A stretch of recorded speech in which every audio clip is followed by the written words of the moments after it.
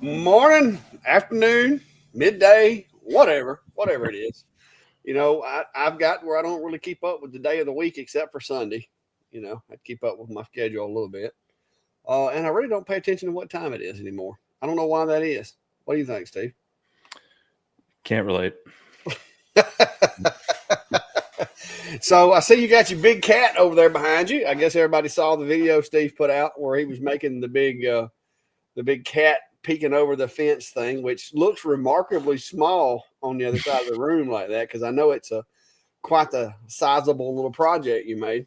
Yeah, that one is it's about 28. It's just under 30 inches wide, so it's decent size. But yeah, that was working on the the IKEA K70 Max. It's their 70-watt 850 by 800 millimeter diode laser.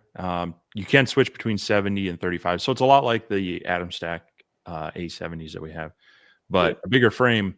And figured I had to do something at least used part of the size of that thing. I wasn't really ready to make. I mean, that in of itself is going to be big enough, and it's probably not going to be able to be in the house because I'm sure it's probably going to freak out the cats. But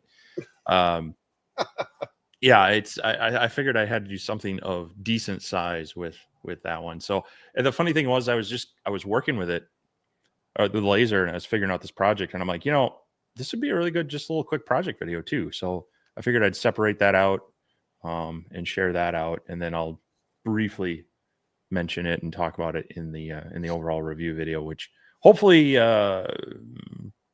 goes out Tuesday at this point. I got to do some more videoing tomorrow and then some editing. So yeah, that was a cool one. Like I said, I watched your video on that one. I've been consuming a lot this week because I've been busy working in the shop and working on all of those over there, trying to knock my to-do list off for this week, because as some of the folks in the chat have already pointed out, it's a big week here in Chilton County for me. My friend May May's event is going to start this week, and Friday we're going to be doing that meet and greet out at the Jeff State campus, which reminds me that I've got some paperwork and some forms to build and stuff like that I got to work on tomorrow. So I'm going to be going through the shop tomorrow, probably go ahead and get the trailer loaded up, because I think I'm going to use a trailer to haul all this stuff so I don't have to put it in the back of my truck, just in the event that it rains. Not that it's going to. It did rain last night here for the first time in a while. But yeah. So we're going to be doing a meet and greet. I will have some shirts, limited quantity of shirts. I may try to do a sign-up list on that, so stay tuned. That way I can have your sizes. And Brandy said if I can get the sizes and know who's coming, she'd go ahead and bag it up and, put them in like a gallon size Ziploc or something, so you guys don't have to wait for us to dig through and find them. But I will have a limited quantity. I'll have extra, but these things are actually adding up, getting more and more expensive. So we'll see. But you stay tuned. I got more information coming this week on the event.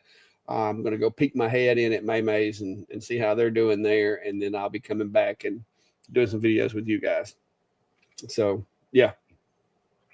It's going to be a fun-filled week this week. So, yeah, I wish I could poke in for that, but that's a long drive for. It's a good little ride for you. For a meet and greet and a football game, Yeah. Brian actually got up at like 7:30 this morning. So yeah, unfortunately, I haven't got to sleep late much. So I wish I could sleep late, but yeah, it's been very busy here since I retired. I haven't had a chance to go do the first little bit of fishing or nothing. Like, it's just been work. Our oldest cat, who that's somewhat after, he's a black cat named Loki, and we're trying to put him on a diet because he got sick, I don't know, a few months ago, and we were working with the vet to try to figure out what's going on with him. So of course he didn't eat as much then, so we were trying all sorts of things to get him to eat then. Well, now he seems to have worked up an over appetite, and he's a little on the chonky side, and I don't want a diabetic cat. So I'm trying to like change his food and restrict his food, and he's not happy. So someone woke me up around 5:30 this morning and did not let me get back to sleep. So yeah. Anyway. So yeah, you've got that going on Friday. From the meet and greet, what you say is like from 10 to 4? Yeah, we're going to try to be out of there as early as we can. So yeah, 10 to 4 is like the bare bones. Like if you want to catch us there, you better be there by 4. Because I think everybody's going to be trying to hustle out of there at 4. It's more like 10 to 2. Well, 10 to 3 is probably safe. I wouldn't wait to try to get there at 4. I'd set my goal for 3. Now we'll still be there, I'm sure, but 4 is kind of like that's like you're cutting it really close if you get there at 3:50. Yeah. But yeah, it's going to be a wild week. Like I said, I have stayed very busy lately, and I'm hoping I've got I think I've got all of the jobs out of here that I've got currently outstanding. I shouldn't have any jobs this week to do unless something comes in or I've forgotten something. And so hopefully I'll be able to go in and out up there. That'll give me time to get all of my stuff ready for the trip to go take all the machines up and all that good stuff. So we'll see. Hope that all goes well. I'm sure you'll enjoy the extra space that you're going to be clearing out of the shop. Yeah, because there's one of these machines it's been taking up quite a bit of room. Yeah. Somebody, I mean, like I said, nobody may want it. There may not be a soul that wants it, but I feel like there will. I've got right now, I know for a fact I've got 2 lasers and 2 CNCs, at least, maybe more. But right now, I know I got at least 2 lasers and 2 CNCs. One of the CNCs is, let's just say that it's not powerful enough to be doing big CNC stuff, but if you just want to engrave, like do some engraving, it'll do that. It's just you have to be slow and take your time. But sure. The other one, I'll go ahead and tell you what it is. It's a SaneSmart 3020 Pro Max, whatever, and it's a beast. Now it's small, so your work area is small, but you're not going to overload it. Like you can run 1/4-inch bits, and you can push those things pretty hard. You've got one, I've got one. It works really well. And there's one more machine that I may throw in the mix just to get some space. I hate to do it. I'm on the fence right now. But whereas at least the 3020 is going. I have another machine by the same company that I've thought about, but I want to keep it for content purposes. That's the only reason that I wouldn't throw it in the mix, is just for content purposes. Yeah. So. Yeah, that's the tough balance is hanging on to some of these machines to be able to revisit that or show it in a more, it's nice to be able to compare a benchtop machine that, typical one that someone might start out on versus, something like your Shapeoko or my Onefinity or things like that. So, yeah, because a lot of guys are like, I had a comment today, which I thought was kind of ironic because whoever it was didn't do their homework, but they're like, oh, that's kind of ironic that you're doing a American flag on a machine from China, which incidentally, the Shapeoko technically is like one of the only hobby grade CNCs that's made in the United States. CNC Labs and Onefinity both are assembled, made, whatever you want to call it. The companies that sell them are based out of Canada. So, which I also thought was ironic that I'm pretty sure the guy was on a mobile device when he sent that. And so I don't know of very many mobile devices that aren't made in China. So it's kind of like, why is that even that can't even be an argument today, because there's very few things. You could take an automobile that is an American automobile, and if you took every component of that car, it's probably manufactured in 10 different countries by the time you take all those different components and put them together. But some people just, want to try to stir the pot. It's like It's like, dude, at this point, it's like made on planet Earth. I mean, because there's very few things that aren't made up of components that come from different countries. Yeah, it's a global economy, and we gotta do right, support our neighbors and whatnot, like locally, our communities and such. But it's near impossible. I mean, case in point, I don't know if people follow Smarter Every Day. Destin does a really good channel there around all sorts of like engineering, science. He actually was in training to try to become an astronaut at one point, but real smart guy, actually out of the Huntsville area down by you. And he wanted to try to actually make something 100% in the US, source the materials, source all the manufacturing. And he came up with this smarter scrubber. So it's a really nice grill scrubber, chainmail scrubbing pad, so you don't have the wires and all that. Rolled steel handle and such, injection molded top here. This actually screws off. You can use it just for scrubbing, cast iron by hand. Point being, he worked for 2 years to try to make this 100% manufactured materials, everything sourced in the U.S. He got really close, but the chainmail he couldn't guarantee. As much as he tried to source it locally, it eventually was.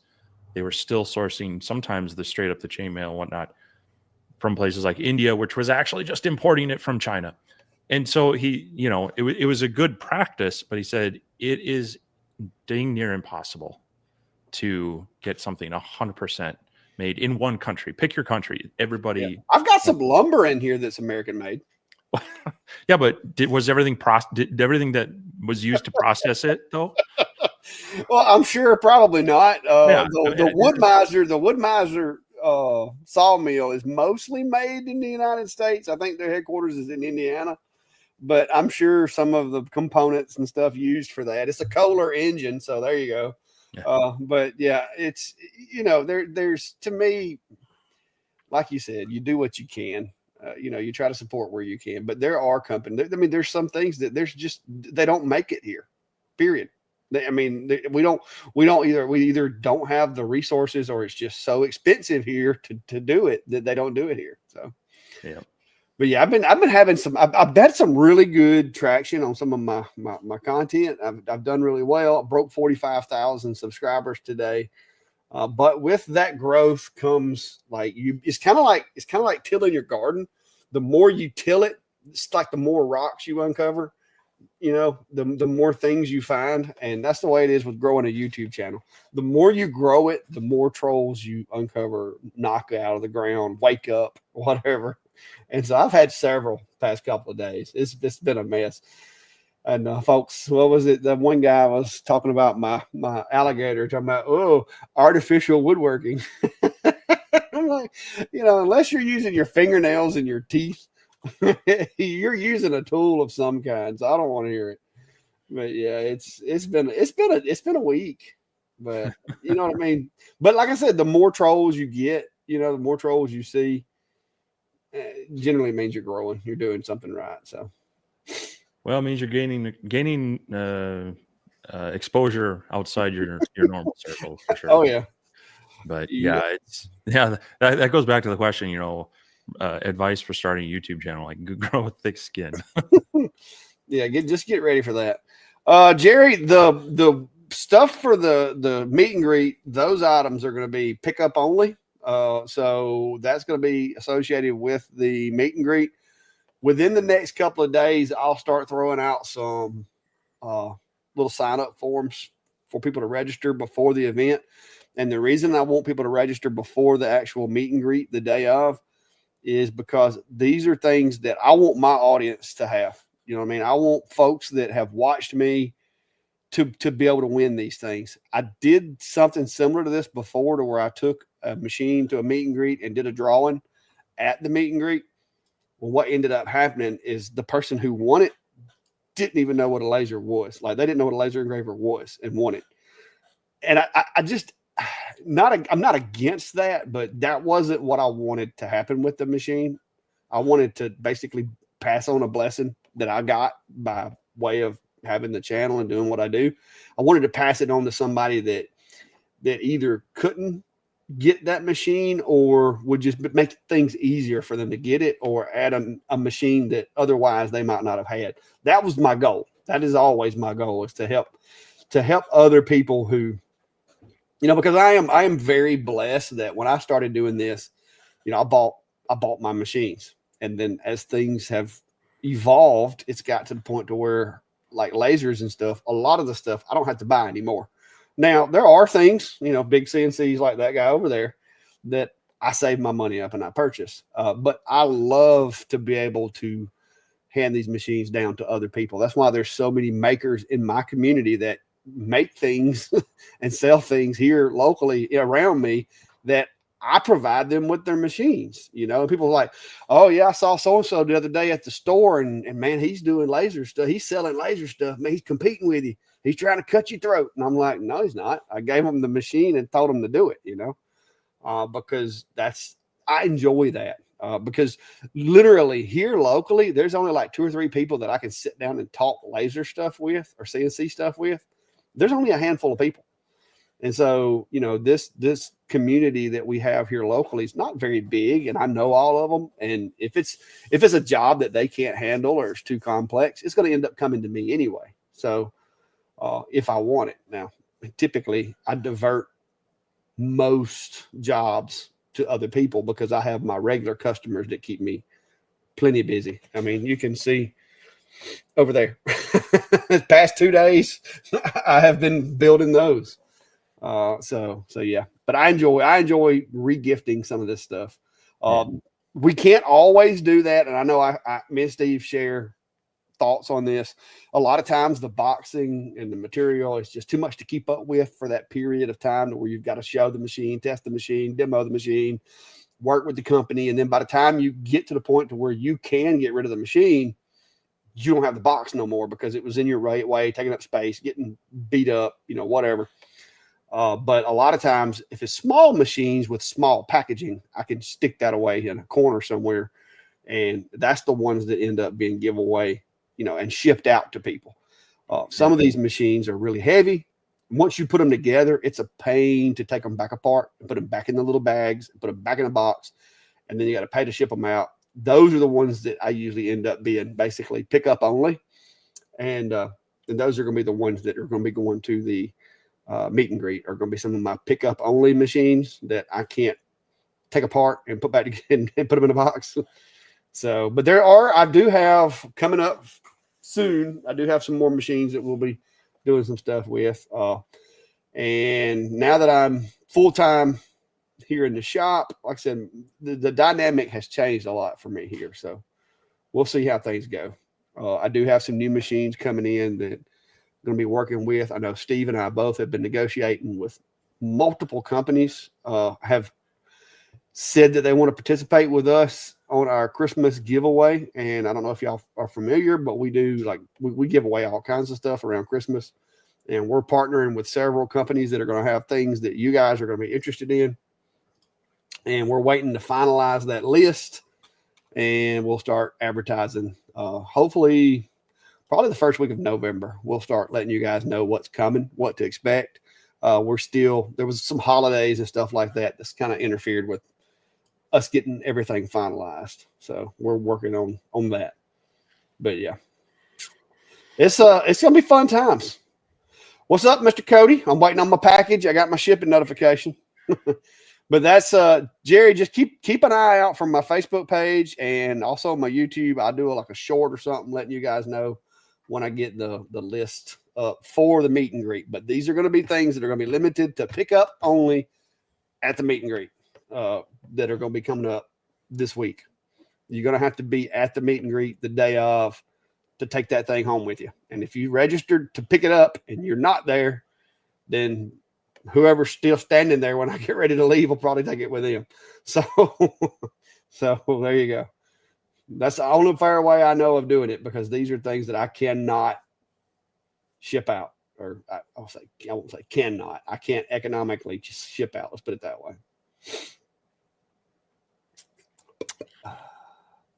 Well, the question is, what's fun to do in Clanton on a Thursday night? If you're going to be in town on Thursday night, if you're going to be in town on Thursday night, shoot me an email. I was going to try to get up with you guys, and I'm going to do a live or a video or something this week. But if you're going to be in town before the day of the event, shoot me an email and let me know. There may be, like I said, we can go somewhere and sit, and hang out, talk shop or whatever. Because I don't have a job anymore. So as long as I get back home in time to get up the next morning and be at the meet and greet, I'm good. So there are some places that we could go sit down and shoot the breeze, talk shop, hang out. It's not a whole lot to do around here other than that. But I might could arrange something. So if you're gonna be here early, shoot me an email. Give me a way to get in contact with you this week, and we'll figure something out. Especially if there's enough of us, we can go hang out somewhere. There are some places. My wife still got to work. My kids still got school, so I might not be able to do it here. But oh, we got a question from Jeff Stone. Is thinking about a 3D printer. Any thoughts on the Cobra 3 V2 or any other entry level that are easy to learn? I don't have experience with that one explicitly. I was just looking up. Looks like it looks very similar to the Bamboo A1. So it's a kind of a bed slinger style. I was just trying to see what they use for their recommended slicer. The nice thing with Bamboo is the slicer is really built for it. They have, it's tied to their Maker World kind of user built catalog of material or of models, and then the kind of the filament settings that they used for it and such. A lot of 3D printers have come a long way, and the slicers have as well, that make them fairly easy to use. Another one that is very similar to the Bamboo and that one is the FlashForge 85X that I just did a video on a week ago. That does have the multi-filament system on it, and right now it's actually on sale at Amazon for $360. So I'll drop a link to that if people want to check that out. That one's a really good printer for beginners. It uses almost the identical slicer to Bamboo Labs and such. They just kind of put their own skin on that Orca slicer and such. Pretty much if you use their settings, it works kind of out of the box as well. Gives you the multi-filament as well for an expensive price. Then they do have some upgrade kits for it as well. So so basically the two beginner ones that I have experience with right now that I could say, yeah, you could get up and running with this, first choice would be the Bamboo series. Second one being that FlashForge 85X. Yeah, I've had an Ender 3 3D printer, which was it worked. I had fun with it. I learned a lot with it, but I spent a lot of time working on it, adjusting it, calibrating it, and all that. And of course, the Bamboo. The Bamboo, I have one situation because of bed adhesion, but other than that, it's worked well. I love it. So I would highly recommend looking at Bamboo if you can work it in. Even if you get the mini, I think it's like the cheapest one on the market right now. Yeah, it's about $100 less than the A1. Yeah. Takes less space, but if you're doing smaller things. Mm-hmm. I will say, because someone asked me this recently, is my opinion on a few of these. I do have the A1 mini. I bought that one and then was able to get Bamboo to send me I bought the A1 mini. They sent me the A1 for comparison and such. They both print the same quality. They use the same AMS. I believe in future firmware, at least the A1 is going to be compatible with the AMS, the regular AMS and or the Pro. So you won't necessarily have to use the Lite with the open frame. But the mini, just to its size and how fast it's trying to sling things around, it has a little more tendency to want to maybe walk itself away. So The A1s just weight and heft make it a little more stable. Cool. Soldier Farm says, I'm a full-time substitute teacher. There are very few people in my line of work that do this kind of stuff. Cricket ladies, but most of the guys are into video games. There's a few teachers in our area that piddle with this stuff, but yeah, it's addictive once you get into it. But I know there's a lot of folks that don't necessarily have the space to dedicate to doing it. You know what I mean? That's one thing that I think limits a lot of people is where do you do it at? Because a lot of folks, especially with the housing market like it is, maybe their house isn't quite big enough with the kids that they've got or whatever, so they don't really have a room to dedicate to it. And I think that holds a lot of people back. So, and like where I live here, there's really not a maker space or anything that you could go to. So if you can't make it at home, you're out of luck. Yeah, that's the nice thing is if your community does have one of those, depending on the different levels they have, because sometimes it's worth it to be a member, even at like a basic level, just to be able to kind of network and hang out with other creative types. But if they don't have, like for ours here in town for a while, the membership rate to me was it was too much when I was looking at their stuff going, yeah, but I have my own tools that in some cases are better than what they have down there. And so I'm like, I don't want to buy in to so much access to the tools, but anytime you can surround yourself with, people that are creative, people that are maybe smarter than you on things, it's just going to help you out. Yeah. I met a lady the other day that does, like, she sells different things and she works with different people making stuff. And she, I knew she ran the business. I knew what kind of stuff she done, but I didn't know that she didn't actually have a laser. Like she run her business out of a makerspace. Mm-hmm. And she was saying to me that, she didn't have the tools to do it at home and that it was kind of a pain because she was having to spend hours at this makerspace and she had to wait till her husband, could watch the kids and I'm thinking, oh my goodness. So there's a lot of times that you don't realize that people do use those spaces to run a business in essence. And I don't know if that was actually something she was supposed to be doing with that space, but I don't guess they care what you do there as long as you pay your dues and stuff. But yeah, that I would really, and if in some of my travels, if I ever get a chance to actually take time off and do some traveling, I want to like pop in and see some of these places and see what kind of stuff they offer.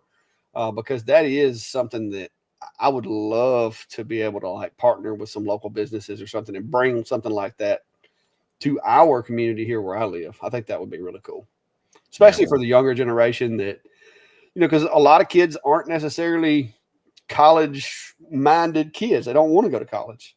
They want to learn like hands-on stuff or some kind of special skills or whatever. And I think that, that would be a good place for those kids to be. I've already donated some machines and stuff to our local STEM program where they do, 3D printing, lasers and CNCs and stuff like that. But I would really like it if they had a place that they could go like during the summer when school is out and actually do these things. That I think that would be really cool.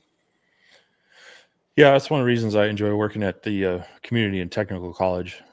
Our roots were built up out of trade school and such. It was only in the past 20 years or so that we took on more of the general ed kind of prep school for people that can't jump to university right away. But yeah, we've got, the welding, the automotive, the ag mechanics, the computer integrated machining, all that stuff. And so it's cool to see them all kind of learning that trade.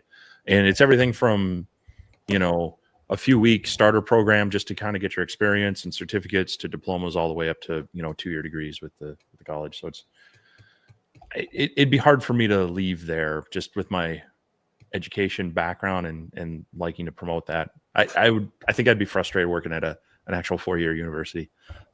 Yeah. Brian, it's at a Jefferson State Community College.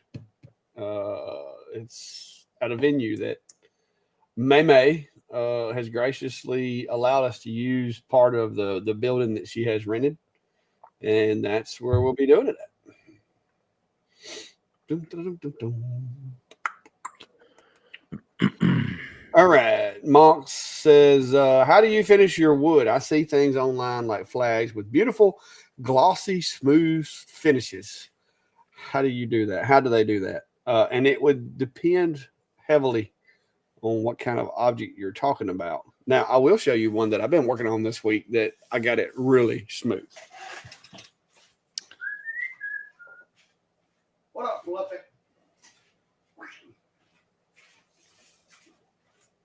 Now, I could go back and walk this on down. It's got a little dusty. I could go back and walk this on down a little more. Right now, I've walked it down to 600 grit. Not the alligator itself, because I didn't want to mess up the scales, because you can actually see the scale and its scales and stuff on the gator. But I've walked this down, I think, to 600. And I just used rattle can, quick drying polyurethane. When I first got it off the CNC, I did soak it down with some wipe on, just to make sure I got a good thick coat down in the scales of the gator and everything. But I've walked this part down to 600, and this wood's got a little bit of checking right here, but I didn't want to throw it away. But but I've walked it down to like 600. I started out, of course, when it first came off the CNC, I started out with 220. Then I went down to, I want to say it was 3 something. And then the last time I went over it with, after I sprayed it a couple of times, I went over it with some 600. And then I went back over it again with some spray poly, because I was trying to get the outer edges to where it looked like water. That was the goal. So, but yeah. Lots of sanding, and especially with this, it was a lot of hand sanding. And spray it, go back, hand sand it, spray it, go back, hand sand it, spray it, go back. It took a little while, but I think it turned out really nice. So it really depends on. You do have to do a lot of prep. The finish is going to be based on your prep of getting it sanded down first, but it then also depends on the type of finish you're using. So like polyurethanes and such, they definitely want a higher grit. But certain oil-based finishes, you can actually oversand and you almost burnish the wood to where it's not going to absorb the finish so much. And so you do have to pay attention to the type of finish you're using. But a spray-on poly is about the easiest way to get a very consistent finish on most materials. But you do get that kind of built up layered, and some people don't like it because it adds almost that kind of too glossy, almost plastic cover look. Whereas an oil finish isn't going to be as shiny necessarily, but it'll give more kind of a little more of a natural feel and look to the surface of the wood. But you're also going to sacrifice maybe some durability. Yeah, see, I think I used polyacrylic on this one. I think this was like 3 coats of polyacrylic. So it's not quite as like I didn't sand this one as intently. I think I just walked this down with some 220, hand sanded it, but that's just like 2 or 3 coats of polyacrylic. What I'll typically do is the first coat, after I do the first coat, I'll just go over it and lightly hand sand it again, because sometimes you'll get kind of a water pop from your finish and you'll get like little rough spots. And if you, depending on what look you're going for, sometimes you might not want to do that. But I like to go back with a little bit of hand sand and then just scuff it up a little bit, smooth it out again, and then spray it a couple more times. So it depends on how glassy you want it and how much time you want to spend.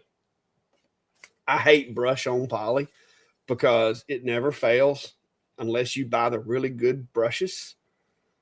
I always wind up finding a bristle off of the brush in the freaking poly somewhere. Like it never fails. And when you're doing little small stuff like this, it's just a pain to deal with brushes, because you got to clean the brush out. And if you use expensive brushes, you got to clean it out really good and store it, put it up, seal it up, and all that good stuff. Whereas if you use a spray can, you literally spray it, and then sometimes I'll purge the tip, like flip the spray bottle upside down and purge it just to make sure it doesn't stop the tip up. But other than that, the cans are just really forgiving when it comes to doing small stuff like this, because you can just spray it and walk away. And you're not sitting out there for 20 minutes dealing with brushes for a small project. Yeah, I prefer the middle ground of wipe on poly. It's thinner and sometimes requires more coats, but you apply it with like just some cotton Rag. rags and such, and you don't. It takes more coats, but they generally will dry faster, and you know you don't have the brush marks or the stray hairs and such, and you don't have the overspray of the spray on stuff. But it's a little bit, you got to figure out what works well for you, because Yeah. it's one of those multiple ways to do the same thing. Yeah, and see, this is just spray poly, or not spray poly. This is polyacrylic, but I used it over the top of acrylic paint and spray paint. So you also have to make sure what you're putting finishes onto above, over. Are you going to be engraving it? Or are you going to be, Mm-hmm. There's a lot of things to consider. But my two main go-tos are going to be rattle can, spray poly, polyurethane, and polyacrylic. Those two are my two things.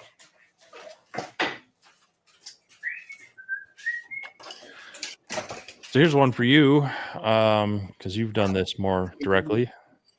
Richard's asking, how would I set the y-axis when doing a tumbler using the Atom Stack R1 Chuck Rotary and Ohmtech Polar Plus to not get the overscan error? Overscan error. You got to set the using the Polar Plus. You're going to have to set the origin. I set the origin and do mine with current position, and because I can't remember all the details, but I know what you're talking about. If you're not careful, because of it having to home out, it's weird because it's like the controller was set up to have the third axis, but it doesn't. They have that switch, so it's actually only using the X and the Y and not the A axis as well. And so what I do is I take the machine, I set my design up using current position, and usually I will do, far left side, far right side of the tumbler, whichever. Usually the way I've got mine oriented, usually it's going to be the left side. And I'll set that up, current position in Lightburn, create the file, and then send it over. And I'll use the controller on the machine to set the origin to be like the very top edge of the colored part of my tumbler, and then send it that way. I've got a video that I did on doing tumblers with it. Pretty sure I went over that in the video. If I didn't, I'll try to get another one out, but I'm pretty sure I did.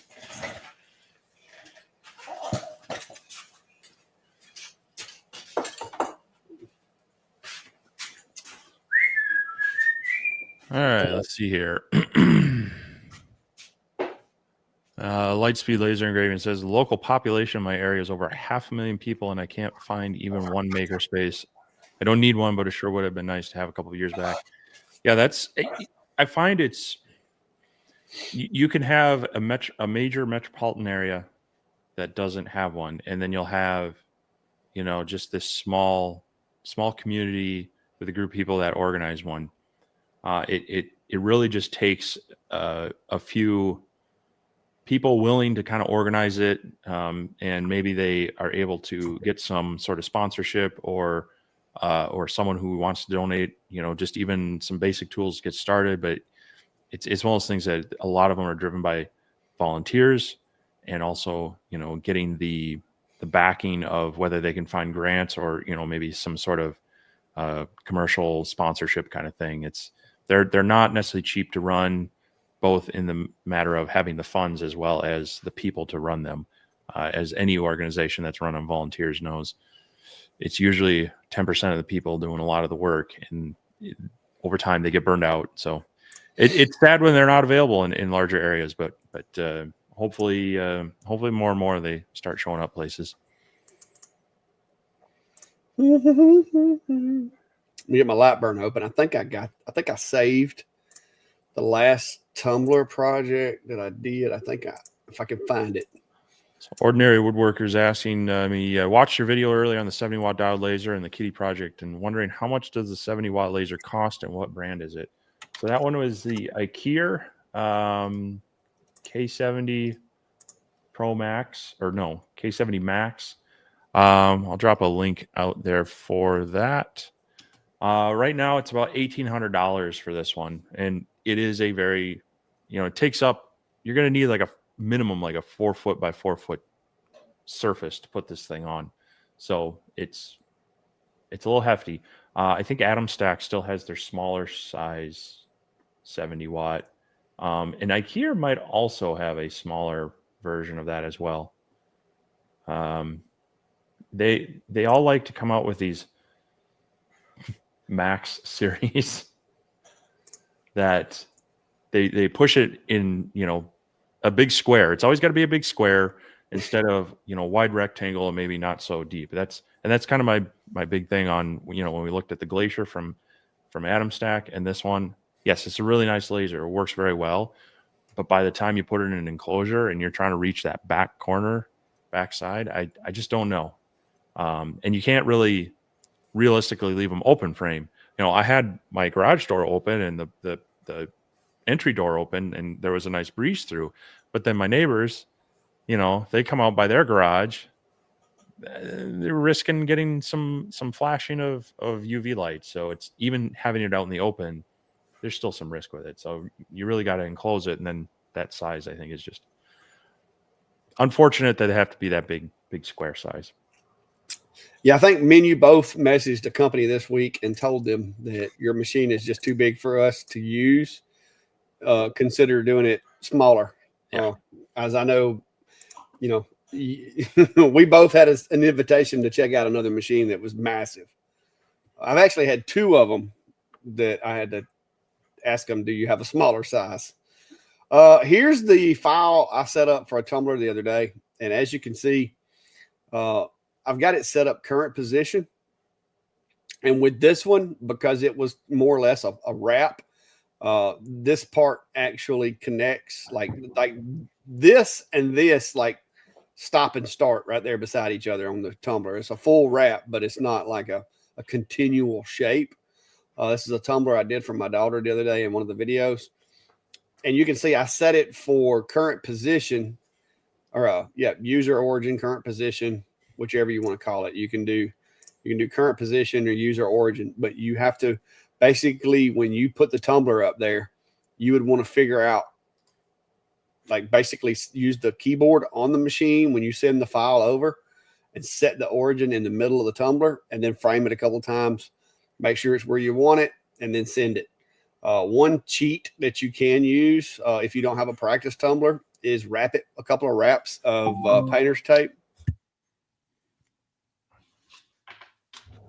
and then just kind of lightly mark it.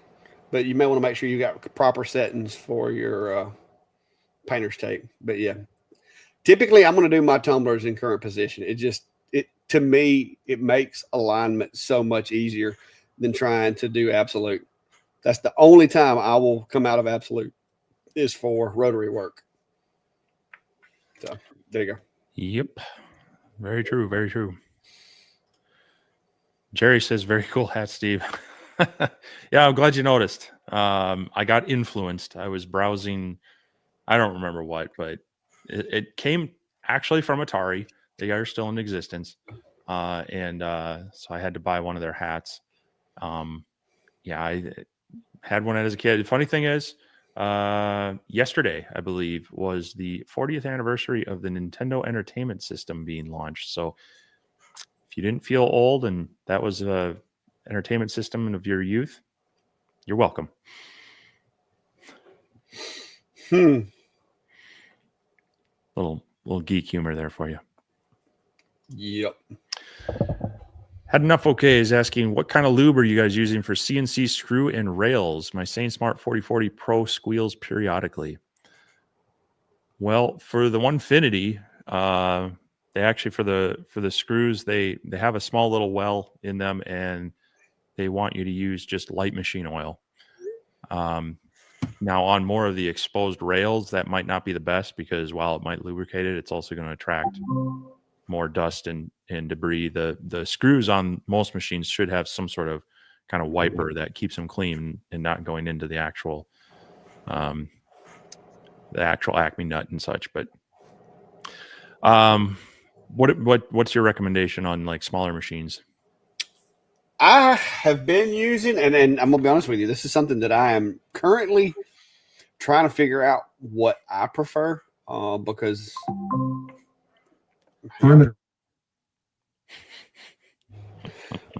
I, between the lasers and the CNCs and everything, typically with the lasers and like with the 4040,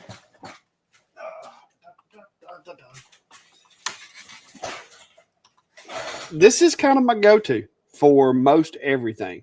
Yeah. And this is what I've been using on even my Shipoko for the past year and a half, 2 years. This is what I've been using.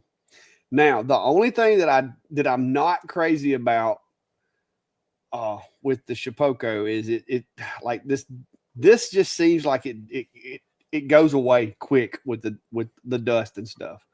So I have been experimenting with some different greases and different application techniques and where I put it and this, that, and the other. And I can't find anybody telling me that there's anything wrong with what I'm doing, but I'm not necessarily doing it the way that everybody tells you to do it. If you go to Shipoko's website, they tell you to use a particular oil, and they have some kind of lube that they want you to use, which is I'm sure it's similar to this stuff right here. But this stuff, as far as I know, is not going to damage any of the plastics or anything like that, because I've been using this on X-Tool D1s. I've used it on the Rolly. I've used it on S1s. I've used it on the Atom Stacks countless times. This is what's on my own tech right now. I mean, this stuff is what I use on every machine in the shop. But with the bigger CNCs, first of all, it takes a lot of the oil, and it seems like if you oil it and then run the machine and you do a long 3D carve or something, that dust accumulates to the point to where it cleans the oil off of it. So I've started using a little bit of grease, and I tried just wiping the grease on. I've tried, because like a lot of the linear rails, they have a little lubrication screw in the, like where the screws are, hold it together. There's one little screw that's more or less just a plug that you can actually remove that screw. And like on Shipoko's website, you remove that screw and you put like 3 drops of oil inside the bearing for the linear rails and stuff like that. Well, I've been using this grease, and I've got myself basically like a big hypodermic needle that I'm putting grease in there and trying different greases and stuff. I don't know. It seems to be working. I don't know that it's good, bad, or indifferent, but it's not necessarily the way that I've seen everybody else doing it.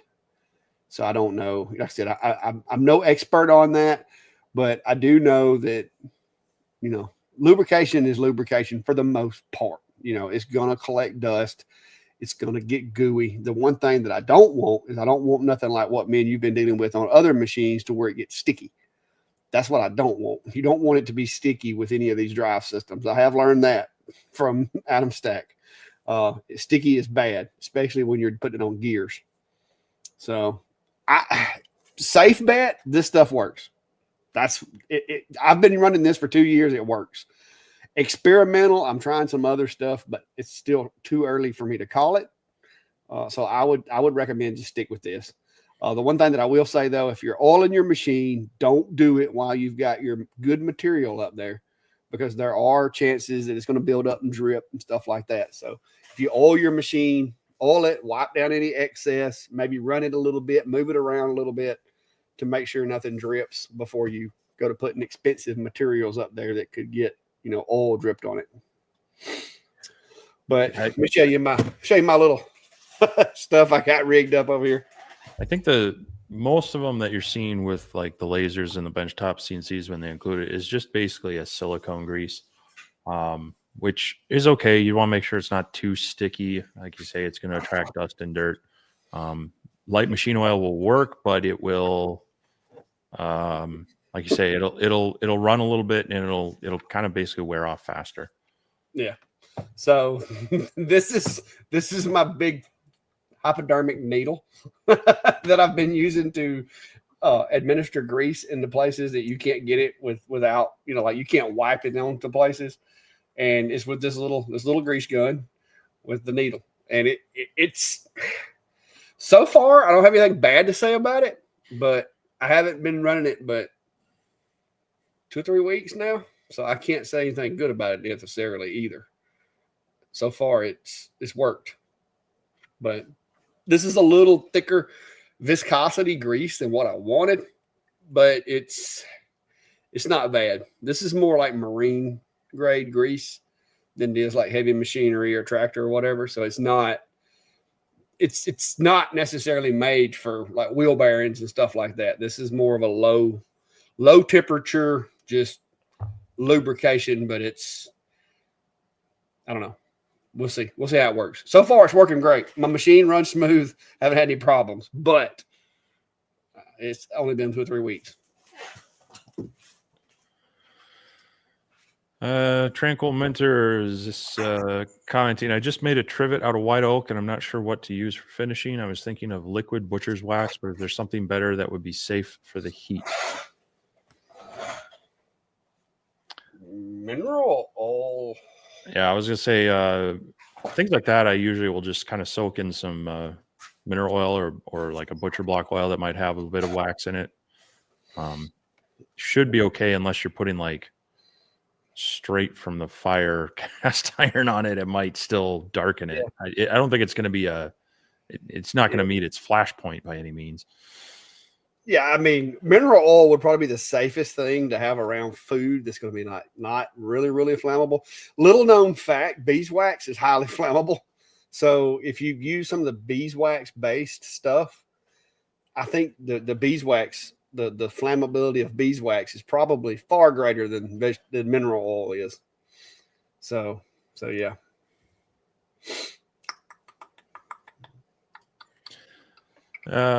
Rob Fight's asking on my Rolly, when I try to move the laser using the arrows on the move tab, I get error 22. Feed rate has not been set or is undefined. I think I've checked every place where you can put in speed. It's only be on the move tab. Is where you the frame and speed. Yeah. I don't have Lightburn pulled up anymore, do you? See if I can get it here. But that's typically always in there. It's not gonna work. It's dark there.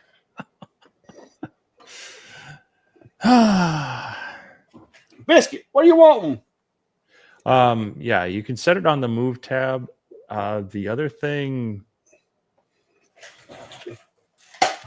are you in like absolute coordinates and have you homed the machine first? That can sometimes create an issue as well. All right, this dog is going to enter this room. If any of y'all ever watched Seinfeld, just visualize the character Kramer when I open this door.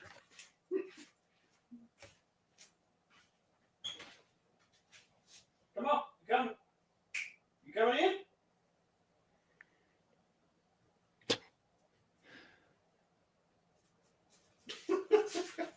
I think you heard you.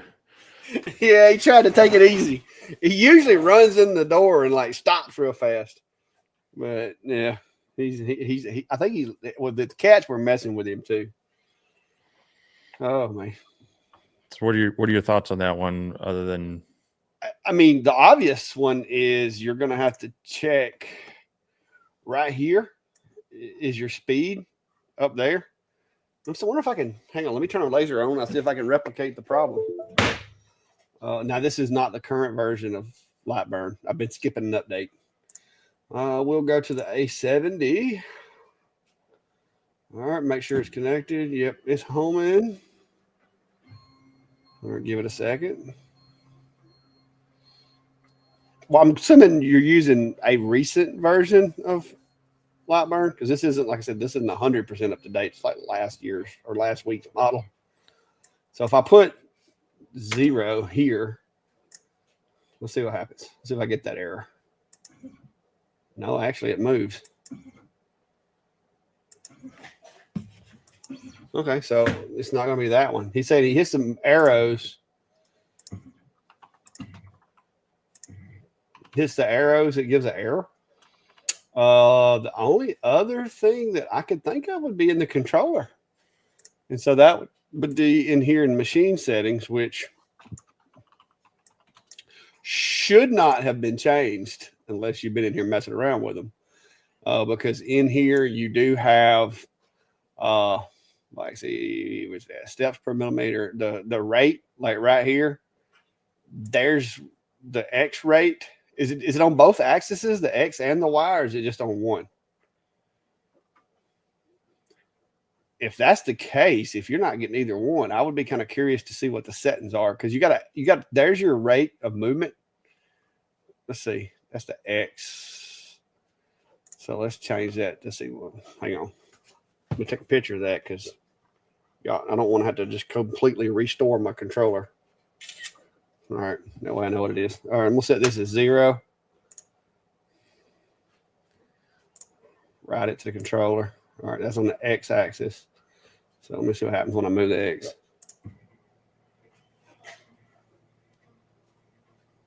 Oh, I didn't get an error, but it's causing something weird. Okay. So, yeah, I don't know how you're getting that error. I did not get the error. It did make my stepper do some weird stuff over there. So we need to go back and fix that. But I'm not sure. That's the only places that I know of to where there should be a designation for speed, and that was set to 25,000. Because this one's weird, because this one, like, one axis is different than the other, because one side's got the little I mean, it's just crazy. See, like the Y is actually set to 20. All right, so now I should be good. Oh yeah, good to go. Good to go. Acting like it's supposed to. Now it was kind of humming a minute ago, like it wouldn't want to do anything. So I don't know. I can't replicate that error, so I'm not sure what would be causing that.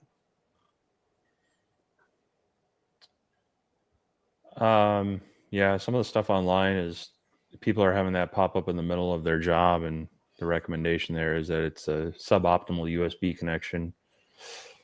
One note from Gil was asking if G-code cluster was enabled under edit and device settings. I mean, I guess it could be a communications problem. Maybe check your baud rate, make sure your baud rate is still good. Yeah, maybe try creating a new device and having it redetect the machine. Which Rolly is it, by the way? And which version of Lightburn? I don't know if I saw that or not. Let me scroll down to the bottom where I see the comments.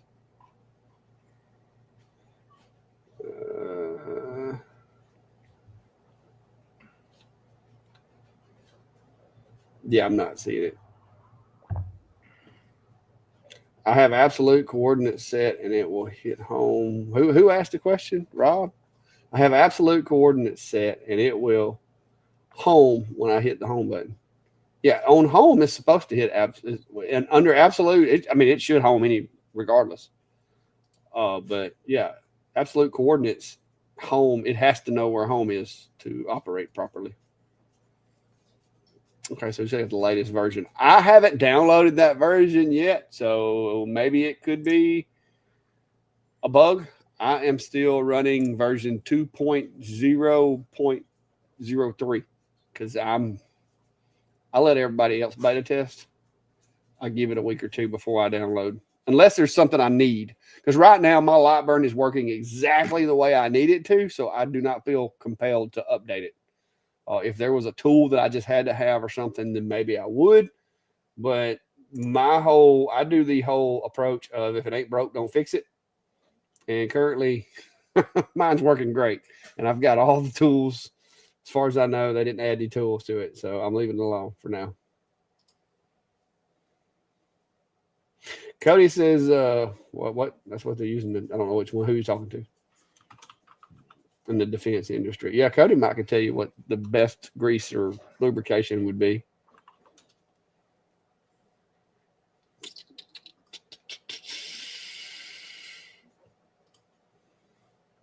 All right, there's your apparently Rich, Louisiana hobby guy, did a video just a couple of days ago on what? light burn connection issues. So that might be one to check. That Three Rusty Nails mentioned that as well. So maybe check out his video on the light burn connection issues. It might have some information in there as well. I haven't viewed it yet, so I can't tell you exactly what's in there, but he might have some good information on that.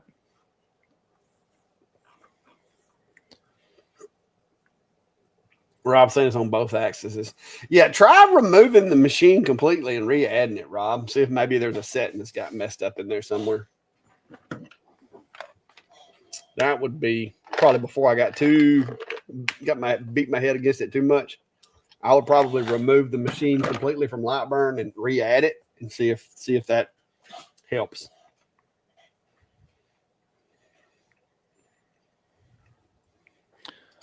I know he's already answered in the comments. Oh, wait a minute. Rich is asking STL Woodworking if he's fully in the shop yet. Kevin Hallbacker says he just set his to 0 on the speed setting in the move tab and got the same message. So check that setting that I showed you, but apparently that may be something in the new update. Or hell, it could be something it could just be the fact that it's a different controller, maybe. I don't know. That shouldn't. Still G-code.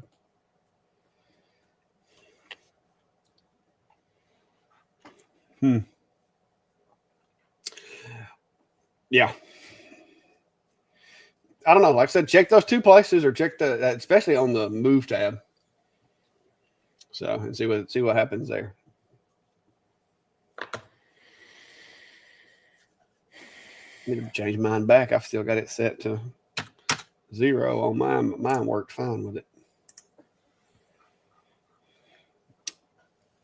Like I said, it could be something to do with the fact that the Atom Stack has the offline controller too. I didn't think about that because it might not have changed the speed.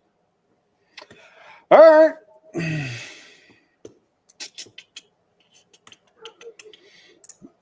Mark saying agreed with lithium grease. Lasts forever. Yeah, I've used lithium grease on lots of different things.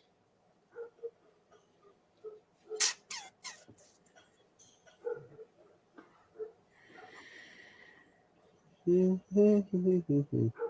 right, it's got awful quiet. I'm looking through comments and I'm not seeing anything other than this one here. I thought would be a good one.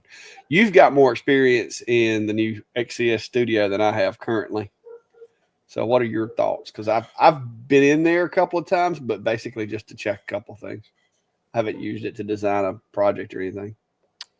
The new X-Tool Studio, I don't know why they changed the name. It just feels like a new version of XCS. They move things around. I don't know why they insist on moving. Although Lightburn did that with, from 1.7 to 2.0, they moved some of the menu items. And maybe it makes more sense in some ways or not. But when you break workflow for people, it really should have a good reason rather than someone just happened to think this would work better for maybe one person. I don't know. I've been running version. I haven't updated to the latest 2.0.04, I think just came out. I haven't run into any issues, but I haven't been running them. I haven't been running on like any older X-Tool machines. I think a lot of people have had problems with Lightburn with that and the newer versions of Lightburn and X-Tool machines. Most of the machines I've been running, things have been fine, but I also have moved computers, so I wasn't exactly always upgrading. I was installing Lightburn and then re-importing the machine. So it could have been a multitude of those things that prevented me from having any issues with it. So, but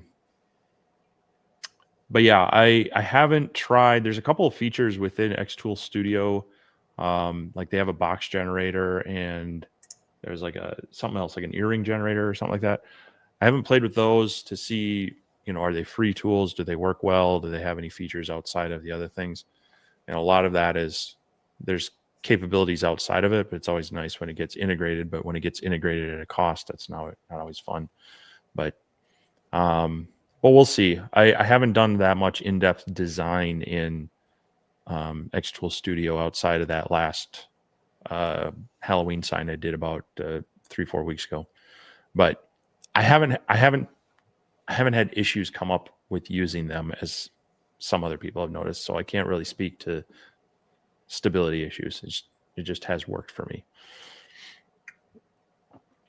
Yeah, somebody was saying a while ago about the lithium grease. That's the type of grease that's in my little pump gun with the needle on it over there. Is a lithium based grease. That's what I'm using with that. So, well, like I said, but I don't want to go advertising that until I've run it for a little while. But that's what I'm running on mine currently because I've used it on other stuff before. We used to use it on things that had how would you call this, gas expansion driven lead projectiles. We used to use a lithium based grease on a lot of those, which some of that was more of a high temperature application, but it always worked pretty well. So I figured if it would work on those, then it should work on CNCs too. And I needed something that was affordable that I could apply easily and quickly.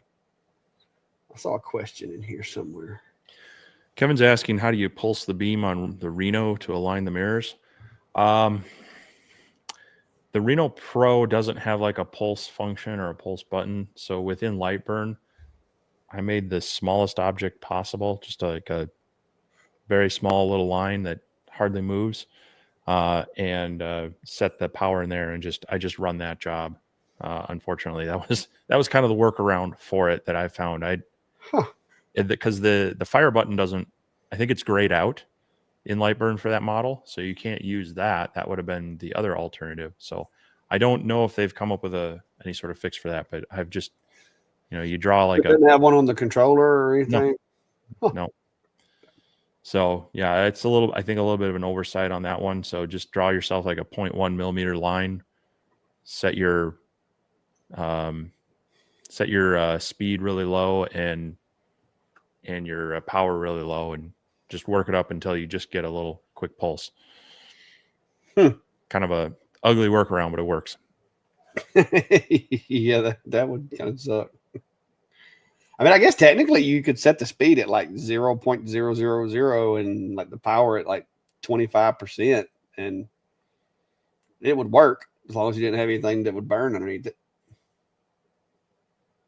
Well, no, because it depends on the length of your line, doesn't it? Yeah, I mean, you're just getting that beam to just a dot. Yeah, it doesn't need to be long. It shouldn't be long. So,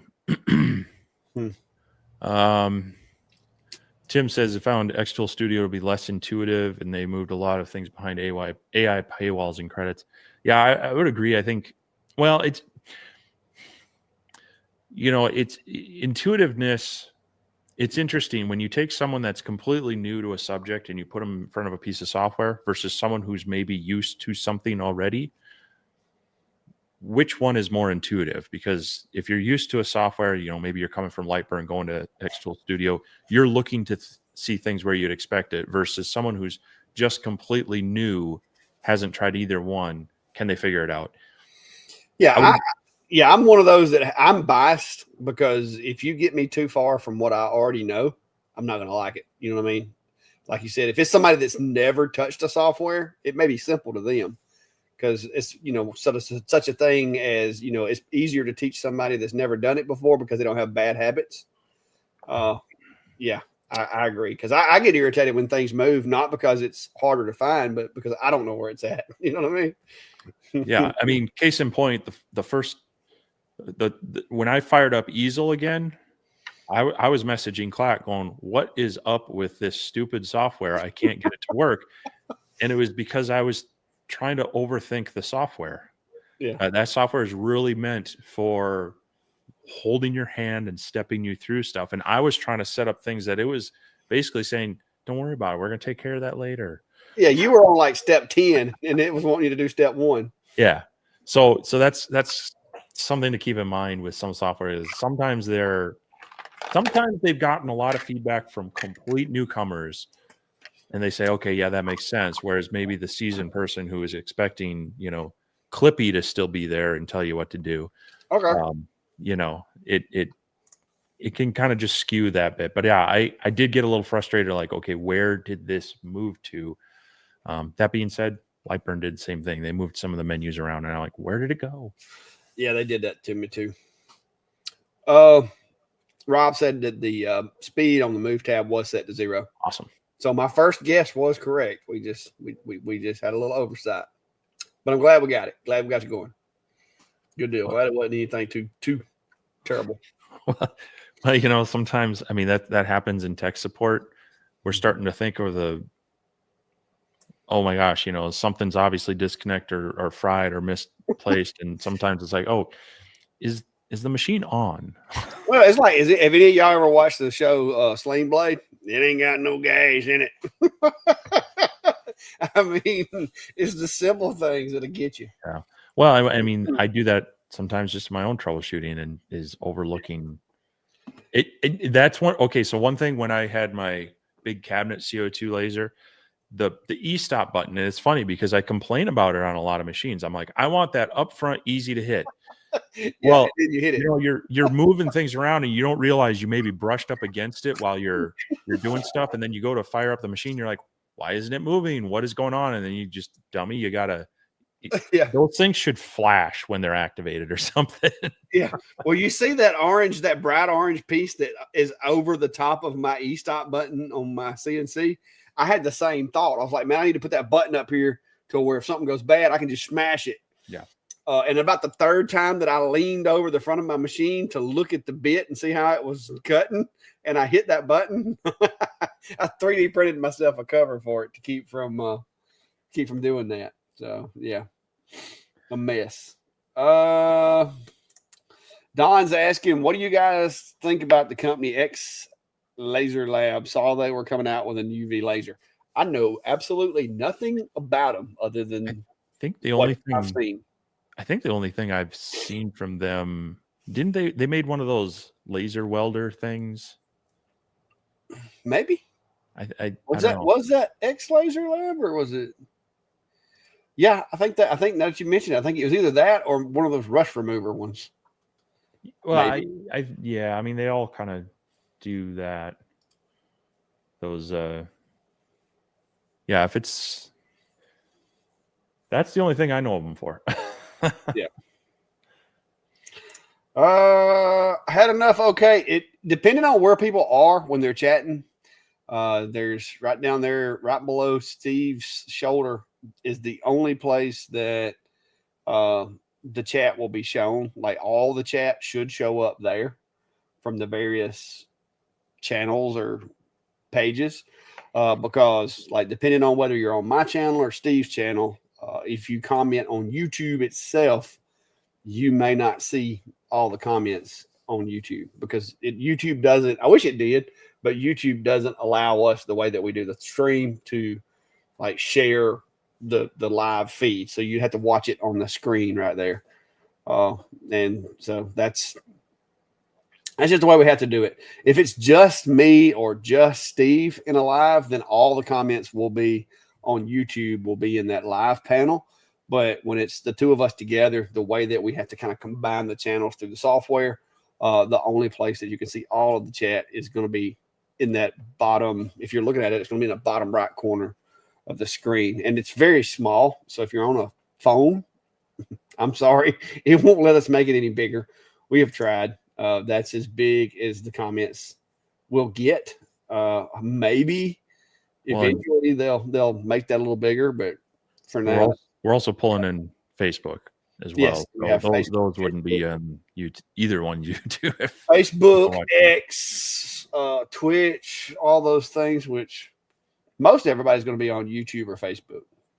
Yeah, I stopped streaming to Twitch because all I got over there were the annoying trolls. Yeah, not even wow. Yeah. So it's just Facebook and YouTube for me.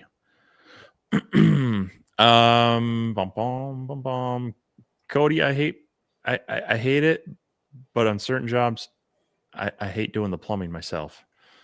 Oh yeah, my bad.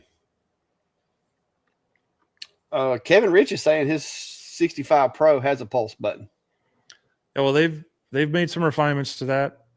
Even I think the new 45 Pro Vision or whatnot has some of those updates to it as well. So I don't know. That's one of the the downfalls of having an early version and reviewing it and saying, the things you should change. Yeah. They sometimes listen, and then you're stuck with the unchanged version. Not bored. Like I said, during sometime this week, I'm going to get the machines out. I'm going to get a list of what all I'm going to be taking, and you guys will be able to put in for whichever one you may want, because I'm going to have some CNCs and some lasers. And I know not everybody has the want or the desire or the place for a CNC. And so I'm going to split them up to where basically whichever machine you think you want, you put your name in the hat for that drawing. And the only stipulation is going to be, in the event that you win multiples by some streak of luck, you get to pick one of them, and then the other ones go back in the drawing. That way we spread the love around a little bit. I don't want one person to win everything. Now, I don't think the chances of that are pretty slim, but as sure as we don't say it, it'll happen. Right. MCT 1024 on the Xtool Studio versus Lightburn topic. I found a lot of convenience in making the complicated designs in Lightburn and just export those designs as SVGs, and that works well in Xtool Studio. And I'll be honest, there are a lot of times I don't even design a Lightburn. I'll design in a different, vector program or 3D modeling program and such, and then I will import the DXF or SVG into Lightburn, and then I'll export it out to Xtool Studio as well. So it's nice. It's nice to get some experience in different tools, because sometimes certain features and certain ones just don't work as well as the other. That's true of like image tracing tools. Sometimes you'll find one software traces a certain type of image better than others, or maybe the rounding effects or something in certain ones. I've had some programs where it won't. There's a minimum size of an arc, and if you're working in really small areas, you're going, but I need to round this off. And so you almost end up enlarging it by a certain scale, doing the arc, and then reducing. It's just, it's nice to have multiple softwares that you're comfortable with, because sometimes you just got to jump between the two. So yeah, that's why we'll try to save in different formats. And yeah. STL says you should take turns hosting and use StreamYard. We use StreamYard. We started out with Restream, and then there were some tools in StreamYard that we wanted. Restream kept going up on the price to where StreamYard wasn't that much more expensive, and we wound up jumping ship over to StreamYard about, year and a half ago? Yeah, because I renewed it twice so far. So, yeah, about almost 2 years ago, year and a half or so, we swapped over to StreamYard. But we've used StreamYard or Restream ever since we've started doing this, and we are now at episode 150, which you do realize that was it 156 will be, is it 156 or 159? 52, 156 will be 3 years. Yeah, 3 years continuous. So 6 more weeks. Well, that's going to be pretty close to the Christmas giveaway live. It's going to be very close. See, we're going to have to make a lot of people happy there, because the first one of the year could be very sketchy. Yeah. Because that's going to be when we're in transit, like trying to get to Vegas. Well, we'll be there. We both should be there, but who knows? We might be on our phones out on. We're gonna be like this. Yeah. Yeah, and my laptop's being dumb too, so I may have to upgrade a laptop before then, or just take an iPad and do the best we can with an iPad. Well, I'm sure we'll have multiple devices and options. It's more of the bandwidth I'm concerned about, but we'll see. Yep. Chris is saying all e-stops should have LEDs that light up when they've been hit. Yeah, I agree. Now some of the limit switches, if you get the inductive ones, at least those light up, because that can be annoying too when you don't realize that maybe the limit switch has been triggered. Yeah, Or on which small one, CNCs especially. Yeah. Some of these small CNCs, if you park it and you park it like on a limit switch, when you power it up, it won't home right. So you have to get it off that limit switch and then home it. TJ Michael's asking, is a 2-inch exhaust system too small for an X1C? 3D printer? Well, that has the laser module on it. Right? The X1 Carbon, I didn't think did. I thought that was the. Oh, you're right. That's the. That other PS something, whatever. Yeah. I mean, I wouldn't think if it's a 3D printer, I wouldn't think it'd require a whole lot because you just got a little bit of VOCs or whatever from some of the filaments, and some of the filaments not so much. Most of those just use that. I don't have a enclosed machine. I only print with like PETG at the most so far, but most of those just have a little scrubber carbon filter anyway. So I wouldn't think it would matter. Yeah, it's the H2 series is the new one with the laser on it. Yeah, I don't. A lot of them. I guess if you're doing like ABS, the problem is they're also trying to maintain the heat. So usually it's more of an internal filter. So I guess you need a little more context on what you're looking at for that. But yeah. Bummer says, "What's your favorite Chuck rotary? Are they still available? It looks like the Adam Stack R1 version 2, which gets good reviews. May not be available any longer." The Adam Stack R1 is the one that I like out of all the ones that I have. I like it the best as far as the Chuck by itself. That's what I'm using with my Polar Plus right now. So the IKEA R1 is still on their site, which is the same thing. Yeah. I haven't looked at Adam Stack's site. I know what was the other one they came out with that you got. Yeah, that was like that R2 or something. I didn't like it. Yeah. It came with the Hurricane. Klein's got it. I do not like that one. They took a step back with that Chuck. Well, Adam Stack, so they've got the R1 V2. They got the R8. Maybe they do still list if they'd stop with the pop-ups. My number one complaint about websites: spin this to get a coupon. How can we help you? I would just like to see the page I was looking at. They do still list the R1 Pro set on their site, though. I don't know if you can get just the R1 without that comes with the rotary one as well. I don't know if they have that standalone one, but you can get the set that has the R1 Chuck and the roller rotary. Yeah, the R1 version 2 is still there, and then the R1 Pro, it's got both. Yeah, it's $169 right now. That's the one that I like. Is the R1. Now, if you've got an extra $1,000 laying around, the Rotoboss makes a great one.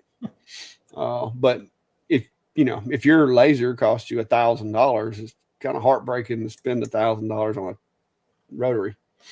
Because I haven't. I'm gonna be honest with you. I've made thousands of dollars off of tumblers, and I could probably justify buying a Rotoboss, but I just can't make myself spend that much money on it when I've got the R1. That maybe it doesn't do as good a job, but it's made me a whole bunch of money for a lot less money. So I'm not knocking it, but that's a big expensive purchase.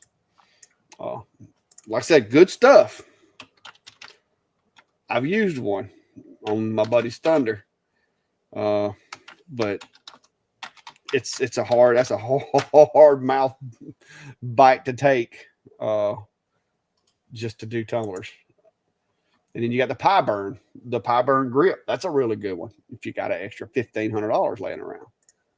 But therein lies to me, that is the issue that I have with them is it's just the price point. It's crazy. Like the Roto Boss Talon Pro right here. I mean, I like it. It's a good one. This is not the one that Tim has.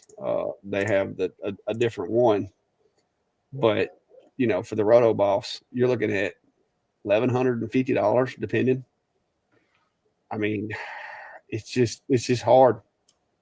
And it's hard for me to tell somebody this is the one you need to go get unless you're like seriously turning out tumblers every day. Which one is it? The Roto Boss. Which one is it? It's the one that ships with the Thunder. I think it looks like this one. Yeah, it looks a lot like this one. It ships with the Thunder laser, the Thunderbolt. I've used this one up at my buddy Tim's place. This is just a roller, but it works really good for tumblers because it has this little like piece right here that kind of puts pressure on them and keeps them from rocking and all that. It works really good, but it's $1,300. So that's the hard part to swallow is, yeah, it's good. It's kind of like a saw stop. I'd like to have one. Don't get me wrong. It's better than my DeWalt that I have, but I just can't make myself do it. So as noted, it is listed as out of stock on Adam Stack's page, but I'm putting a link to the IKEA version of the R1 Pro. It does say add to cart. It doesn't say out of stock. So the only difference is it's kind of this light blue color. Yeah. But it's effectively the same thing. So it's a little bit more there though. It's $229. But yeah, if you're really seriously into tumblers, you're going to be doing a lot for the business, you might want to consider, Rotoboss options. But as far as just doing occasional stuff with your diode laser, these seem to be working the best. The old Ortur one was pretty nice. It wasn't quite as stout, but it worked well, and it came with adapters for most different lasers. I've actually given that out to my buddy who's turned it into a pool cue lathe rotary, which is kind of neat. So I need to go get video of that sometime. But that's awesome. Yeah, Adam Stack is showing mostly that R8 is what they're selling now. So I'm guessing they're phasing that R1 out, which I don't understand. But they sometimes do stuff I don't understand because, yeah, mostly that R8 rotary is what's showing up everywhere. And maybe it's because people aren't buying as many of them as they used to. But yeah. Nope.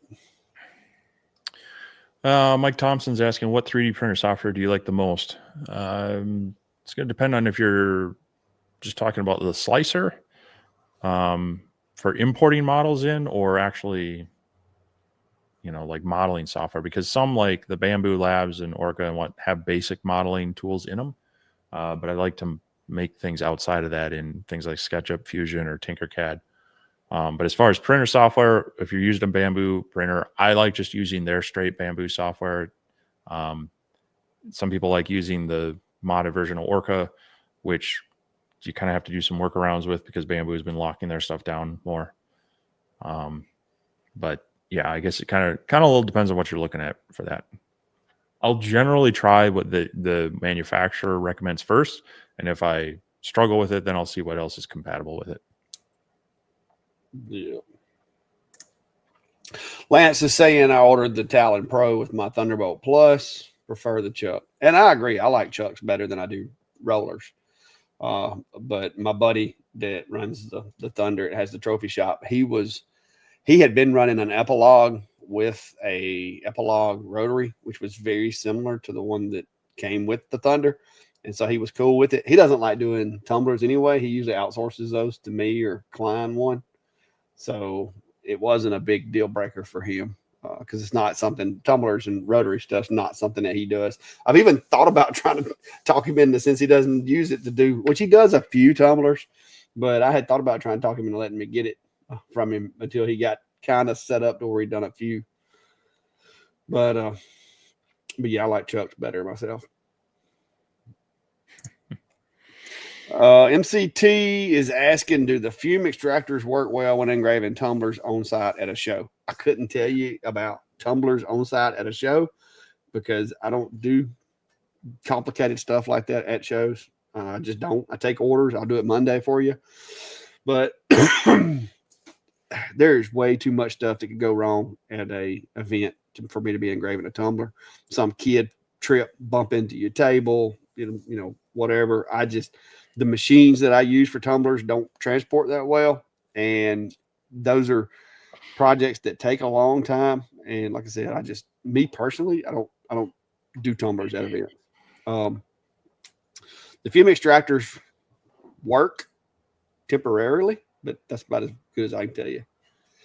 Yeah, I would say so. I've done the closest thing I've done to that has been like those anodized dog tags, and I've used the small F1, the X Tool F1 with the fume extractor, doing both the business cards and the dog tags. It definitely cuts it down quite a bit. I wouldn't say that you're not going to notice the smell at all. About this guy? Yeah. But it does definitely cut it down. So I think if you're doing it outside, you're probably okay. If you're doing it inside, it's I don't know. It's going to depend on the air circulation inside and whatnot. I did it once. It was at a convention center kind of space. They had a lot of air moving, and I purposely asked, I'm like, put me in a corner and preferably near a door, so that I could have some venting with that. And it worked okay. I didn't have any complaints, but I've been in some smaller spaces trying to run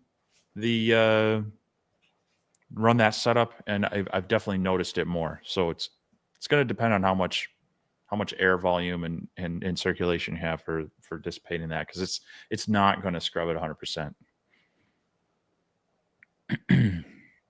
Radu is asking us about the relays to rewire the OhmTech 60 Air Assist. Asking if the wind connection is the hookup, and yes, that is the one on the controller you should be looking for. On the one I had, as I was looking at it, was in the lower, I think in the lower right, if I remember right.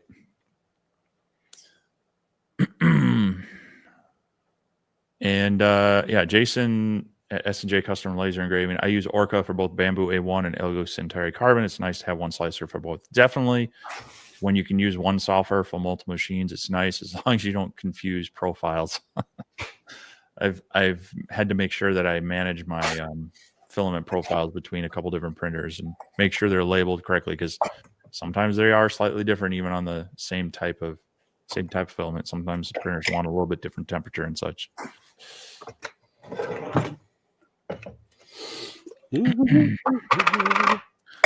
Sounds like Lance. I know I've been chatting with him a little bit. He's finally made a multicolor decision for a 3D printer. Just ordered an A1 combo. It'll complement the Elegoo well, and who knows when the US can order the P2S combo. Yeah, they announced the P2S, which has a lot of the features that we've been looking for on that one. A nice touch screen, the hot swap, the hot ends. They have a very nice upgraded camera, better air circulation and such in there. But no price and no time on the availability. So I'm curious to see how that'll end up. But you'll enjoy the A1 combo. That's a nice printer. I just realized I only thought I was done with jobs for the week. Oh. Yep. Chris's comment, the problem with buying a reliable product is you only buy once, and manufacturers don't like that. Sadly, that does kind of tend to be the case in some cases. Same thing with software. They got to keep you updating it.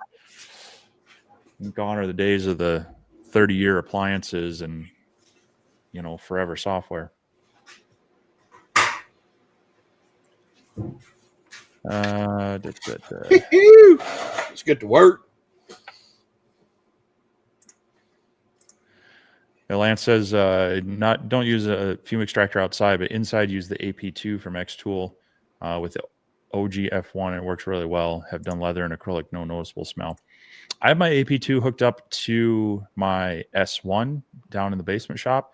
It works pretty well, but there are times when cutting certain materials and engraving, or more so cutting, not so much engraving, you get that heavier smoke and such that you can still smell it. Now, it could be the S1 isn't,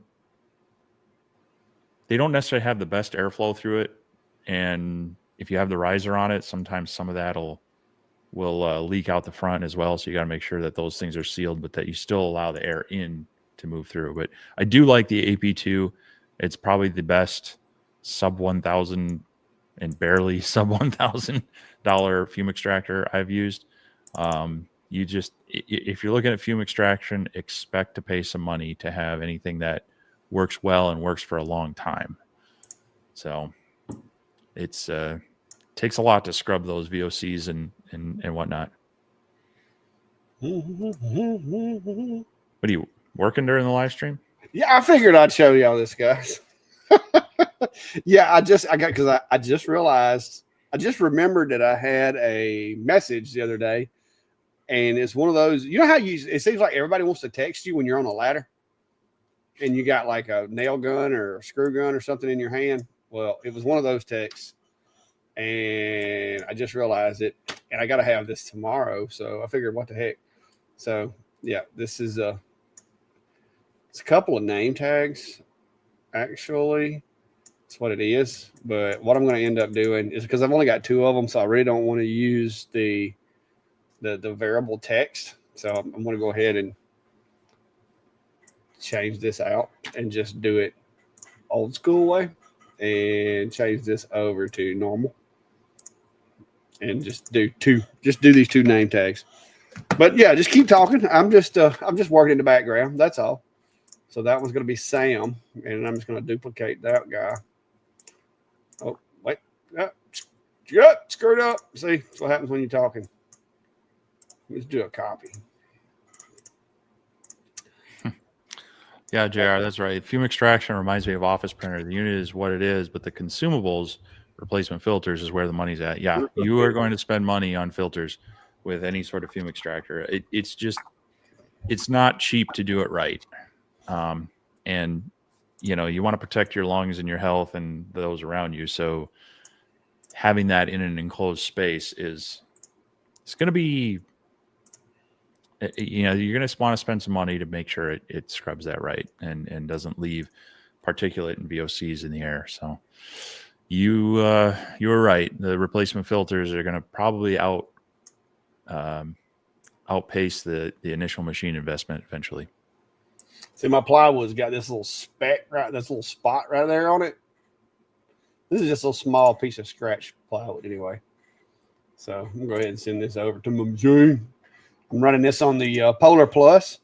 And I've got mine set up to where I send the file over to the machine, and then I set everything as far as my origin and everything there. I like it better this way for that machine. So yeah. Oh, check out my desktop background, by the way, guys. Yeah, that's like some random art from a job. Those are little tiny cutouts of plywood. So yeah. So let me go over and hit this button. Make sure my focus is set.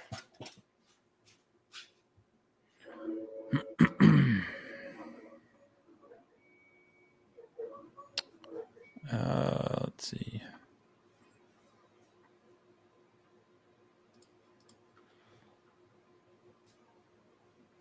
You don't get to see what the man's doing behind the curtain.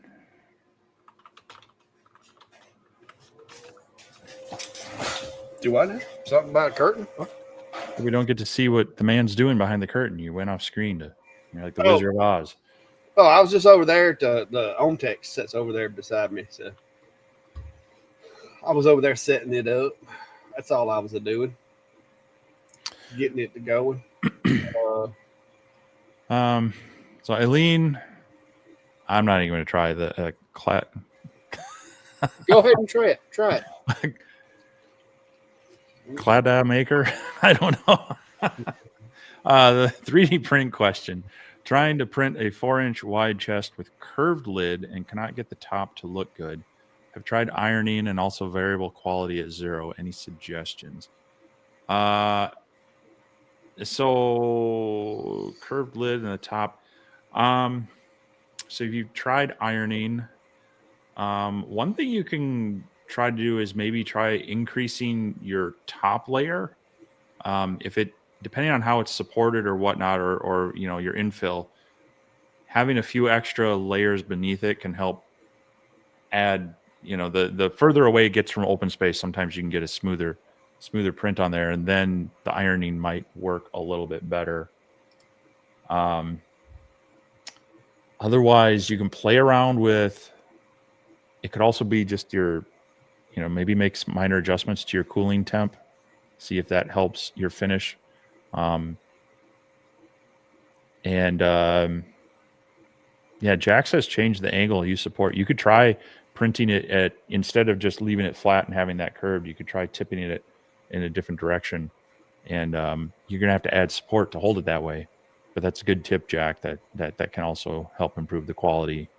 Instead of having it just lay, perpendicular, put it at a 45 or even a 90. See how that works. Well, this is an interesting one. Tangibly Yours by Tammy says, just laser engraved a coaster using my own tech Polar. When a cold beverage was placed on the coaster, the image started to fade. Was I supposed to coat the image with something? My first question would be, what kind of material was it, first of all? Uh, and I'm assuming that it wasn't an engraving per se, if it's fading. Because typically an engraving, like if you marked it, maybe then it would fade. But if you engraved it, it should have been some material been removed from it per se. But if it's slate, which I'm thinking it could possibly be, it could be that the mark that you made just wasn't, like, it wasn't permanent. Like it just barely got the surface. So I'd be curious what the material is first. My background. Yeah. I used it for tonight's live too, by the way. It says it was a slate coaster. Yeah. So did it? Yeah, Jeffrey, on the Polar, the way that the height of this camera, you're gonna get that little bit of rounded edges if you get it calibrated correctly. If you do it 100%, I've got two different calibrations. I've got full screen calibration, and then I've got a precise calibration. If I do the precise calibration, the camera only covers like the middle 2/3 of the screen. It's because of the camera is literally 6 inches above the material. So, but I've calibrated it and got it. I've got it to where it's pretty. I'll show you in just a second. It's pretty close, but like I said, cameras are a tool to be used basically just to avoid wasting material, in my opinion, and to try to like visualize what a project's going to look like. But when this finishes, I'll show you. But yeah, you've got it's a little rounded because of the distortion from that lens, but it's calibrated pretty good. So going back to the slate coaster, follow-up question on that is, did it fade and stay that way, or did it just fade when the drink was placed on it and it came back? It could be just, I mean, slate is somewhat porous. It's going to absorb some stuff, and that will have at least a temporary effect on it. Whether it's permanent or not, I guess over time they may fade some just from, wear and maybe possibly grinding and rubbing on the stuff. But, you say it faded and stayed that way. Interesting. I'm guessing it wasn't marked thoroughly. Yeah, I mean, so if you want a more brilliant engraving, you can seal it with like, polyurethane first, and you'll actually get a more brilliant engraving, but you're going to seal the slate from having any sort of, absorption properties to it. And so the water is just going to kind of, the condensation anyway will just kind of maybe pile up, and then it could run off of it. So that would be the risk on it, but that would definitely prevent it from getting that way. I guess I haven't seen it change too drastically and stay that way unless it absorbed something else. And it could be that it absorbed, it expanded a little bit, and what little bit of engraved there was, it just kind of filled it back in. And once it dries out completely, it may contract back, but it may take it a while to dry completely. But somebody was saying something about my camera. This is my calibration of the camera, which is a lot more precise in the event that you worry about that. But my OCD doesn't like the fact that the edges are not visible. And so I have two different camera calibrations. And like I said, cameras are a tool. They're not something that I stress about as far as if it's, I use framing. So what I've got in here in my OMTech Polar, I've got the full screen camera configuration, and I've got my camera configuration. So I can change between the two calibrations and have it to where the whole screen is filled, which doesn't mess with my OCD. Or I can go over here and import my other one. And that was the one that you just saw. We won't go back to it, but that was the one that you just saw, to where these sections here, it's square. It's not fish-eyed, but it doesn't fill the whole screen. Because like I said, the camera to me, it's just the visualization. It just gets me close. So you can see this is nowhere near where it's at. But like I said, if you're expecting a camera to be a 100% accurate every time, it's a matter of time before you are very disappointed. So are these just like name badges for the event? Yeah.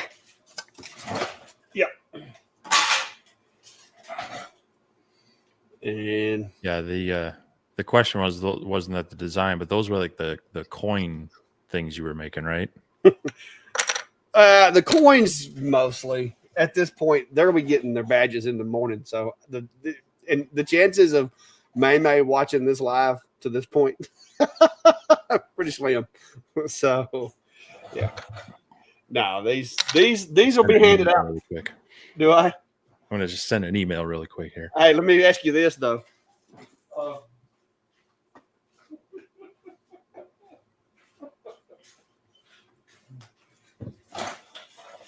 Think it's a coincidence? Unless you stole it. Do I? Which one stole from who? Did you steal from her design, or did you use that and recycle the design? I figured since I had to download a font pack anyway to get the font for this, I might as well use it on the project. So I took the file and added a little.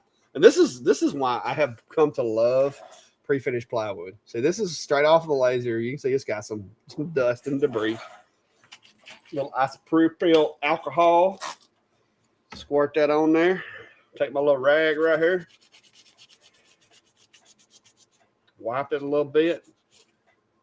I like to try to the corners, even though this is a CO2, it gets a little black with this material around the edges. So I try to take and wipe off the corners, because the last thing I want is for one of these ladies, which it should get covered up with clear coat, but the last thing I would want was for one of these ladies to have on a white shirt, put this thing on her shirt and have a black line on it. So I try to wipe it off.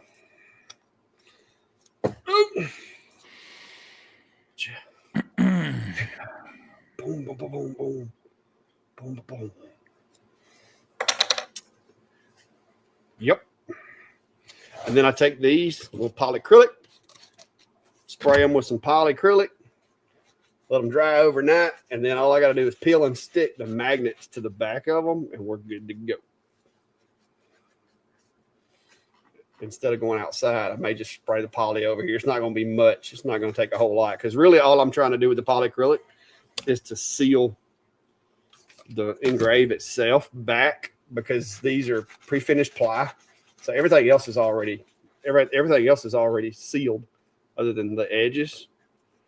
But that polyacrylic will just seal back the engraved part. So I think that's what I'm going to do. Find me a piece of scrapper. Oh, I got one over there. Find me a little piece of scrap. I'll get over here and polyacrylic those real quick. Woohoo! Make sure that dries. It'll be dry by the morning. This polyacrylic dries fast. I'm going to use this piece of paper, this piece of material.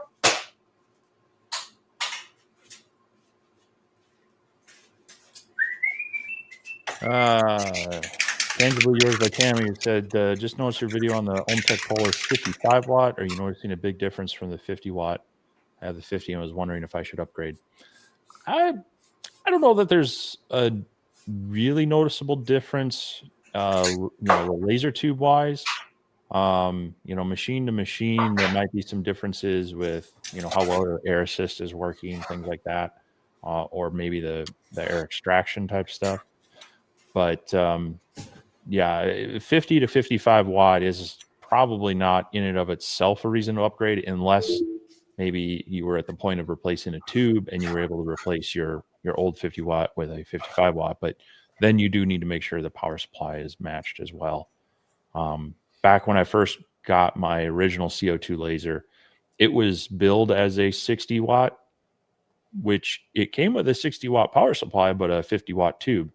And when I did upgrade that tube, I went from 50 to 60 watt. I saw a slight increase in performance, but that could have also been just, hey, new tube versus older tube. So I don't know that I don't think there's necessarily a big noticeable jump in just the tube power itself.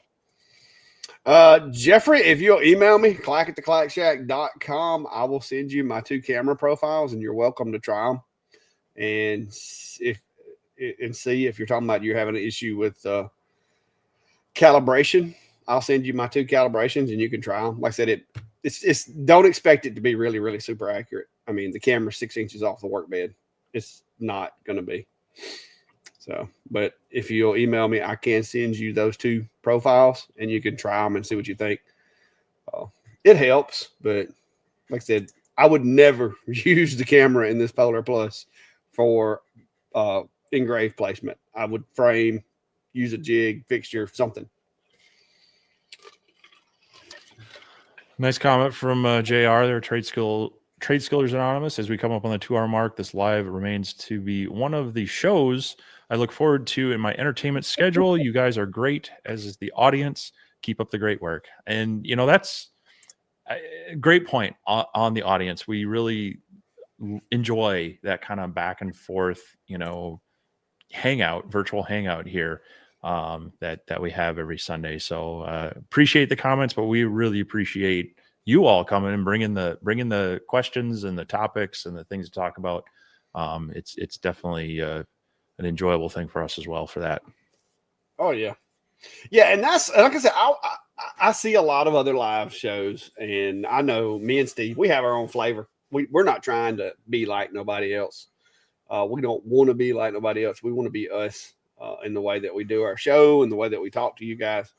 But yeah, I mean, if you ever see or think that we could do something to improve, by all means, feel free to make recommendations. But we do like this to be kind of like a hangout, Q&A, questions. I want to keep it entertaining. I don't want it to be a college lecture or some kind of, just format to where we're just in here going, hey, we're awesome and we know all these things and you guys are just, peasants or whatever.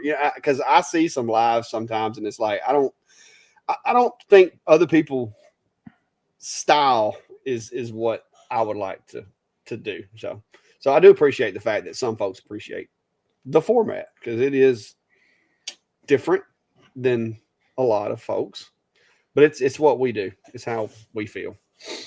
Because I don't tell Steve what to say and how to act, and he don't tell me. So you get what you get. Sometimes he just grits his teeth and looks at me funny when I mention chicken livers, but you know what? Who cares? I was going to say, The flavor you reference is absolutely not fried chicken livers Hey, I'm going to tell or you. chicken livers of any kind. I'm going to tell you this.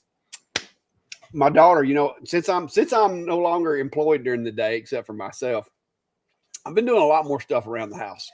And my wife was actually bragging on me today, which I was kind of shocked about. But I've been doing such things as laundry, dishes, just keeping up the house. I actually been making up the bed, which is something that I've always had kind of a weak spot for because it was early in the morning. I didn't want to be fooling with no bed. But I've also been like basically my 15-year-old's Uber driver. And so the other day I had to take her to get her permit. Well, I told her, I was like, hey, look, we're going to be right there in the middle of town. If you go in there and pass this test, we're going to be like a block from where I get my chicken livers at. And she's like, oh my gosh, yes, we got to go get some chicken livers after I get my permit. And so me and my 15-year-old, after she got her permit, met Brandy over there at the cafe to get some chicken livers. And Brandy is sitting there going, oh my gosh. I mean, if there was ever any doubt that that's your child, here's the proof. So, Can I get the number for the local child protective services down there? hey, she loves them, dude. And she ordered because that's some Stockholm syndrome stuff right there. Yeah, so I get like a half a pound because they sell them by like the pound. So I get like a half a pound of chicken livers. And like she stepped up and she got the same size plate. Now I think she did leave a few more French fries than I did, but she knocked them back. But yeah, Thursday night, if you're in town early, we can absolutely go get some chicken livers Thursday afternoon. Or Friday for lunch, mate. Well, no. See what it starts. You're supposed to like provide some incentives for them to want to come, not stay away. But yeah, we appreciate it, guys. No kidding. Lance is asking, do you have a source for name tag 2-piece magnets if that's what you're using? These right here are what I use. I've actually got a few different ones. This year, the ones that I bought this year, though, and I'm going to use. See, I've got some of these other ones. Amazon's my go-to. I got Amazon Business, and I'm going to be honest with you. Yeah, I can order stuff cheaper from other places and pay a whole bunch of shipping and wait for a month for it to get here. I love me some Amazon. Even if it costs me a little bit more, as long as you price appropriately, it doesn't matter. But these that I'm using this year are these guys. And they got like a 3M sticky adhesive, and then they got this magnet, and you just literally peel and stick this little part right here. You just peel and stick it, and then it's got the magnet. So, I mean, they come like, I think there's 100 or 200 to the bulk. And I usually try to keep at least 100 of them on hand because May, I love her. I really do. But she's bad to call me and go, hey, I need this next week. And so if I don't have them like here ready to go, sometimes that pushes into my schedule. It's gotten better since I'm retired, so I don't have to wait as long. But you can get them. I've got them listed on my business page, but you can get these are the last year's models. These had metal with the little metal backers, and same situation. 3M adhesive. I think these are last year's. These may be this year's. Crap, I don't remember which ones. Either way, it's not going to matter. This part's going to be inside a blouse anyway. But yeah, you got these two different options. I just go to Amazon and get them. Like I said, there's JDS. I think you can get them at JDS. You can get them. I don't know if JPP sells them or not. I know JDS does, but they're not expensive on Amazon. I'm wanting to say $20 for 100 of them. I think it was. I'm seeing a link. $40 for 60, 50 for 100. So they're about 50 cents a piece, give or take. 13 for 30 of them. Oh, here's one that's $32 for 100. Yeah, so they're out there. Okay, here's the ones that I've gotten.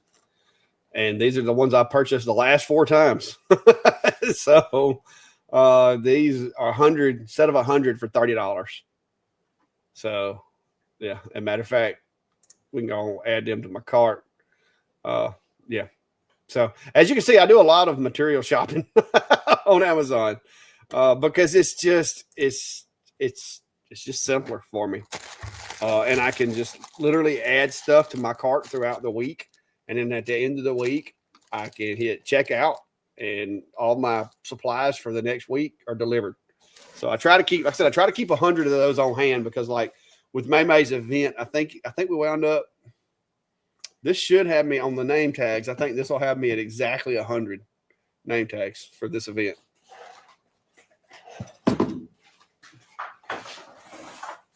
I think I am going to go with the metal ones. I think that, because looking at that, I think that's going to be the box that I used the other day.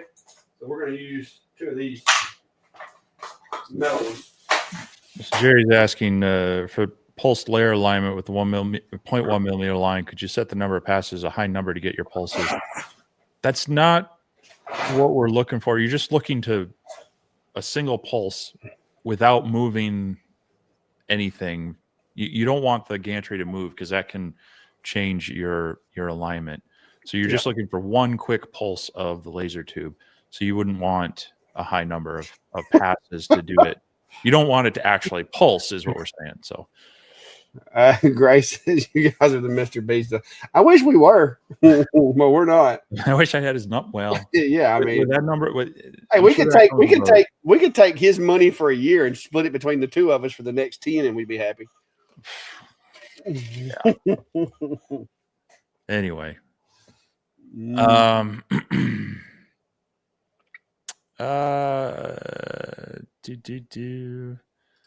yeah, Ryan, we try, but it's a whole futility thing.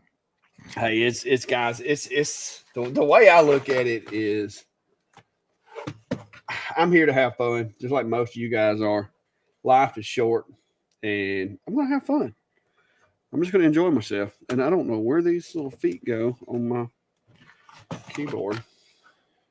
So there's a question from Sawdust Timbell. Do either of you use 3M double-sided tape for multi-layered projects? Example 3M 468 MP. I have. There was it was back in July. I did the custom artwork where I made the honeycomb picture frame for one of my wife's photos that we printed on the Eufy printer that David doesn't have. Hashtag Steve gets all we haven't talked about that for a while. Anyway, and yeah, so I could get that stuck down without a lot of squeeze out because I had just a lot of honeycomb shapes around that.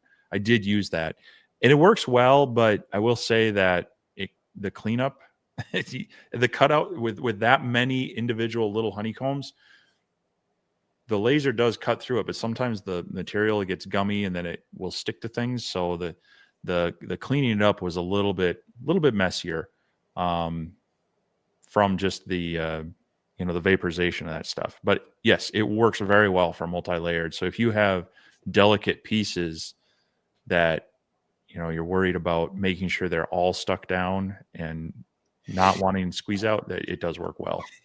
Were you using a blue laser on that or a CO2? That was with the S1. That was with the blue. Just like, because I feel like, because I've been having some what was it I was doing the other day? I was doing something. Oh, it's this this pre-finished plywood. I get much better looking engraves on this pre-finished ply if I'm doing the finished side with the CO2 at faster speeds than I do with the blue diodes. With the blue diodes, a lot of times I'll get like almost like a dry skin look across the top of it because it's burning the wood underneath, but it's going through the clear coat on it. So that's why I've been doing these name tags and stuff with this fine engraving.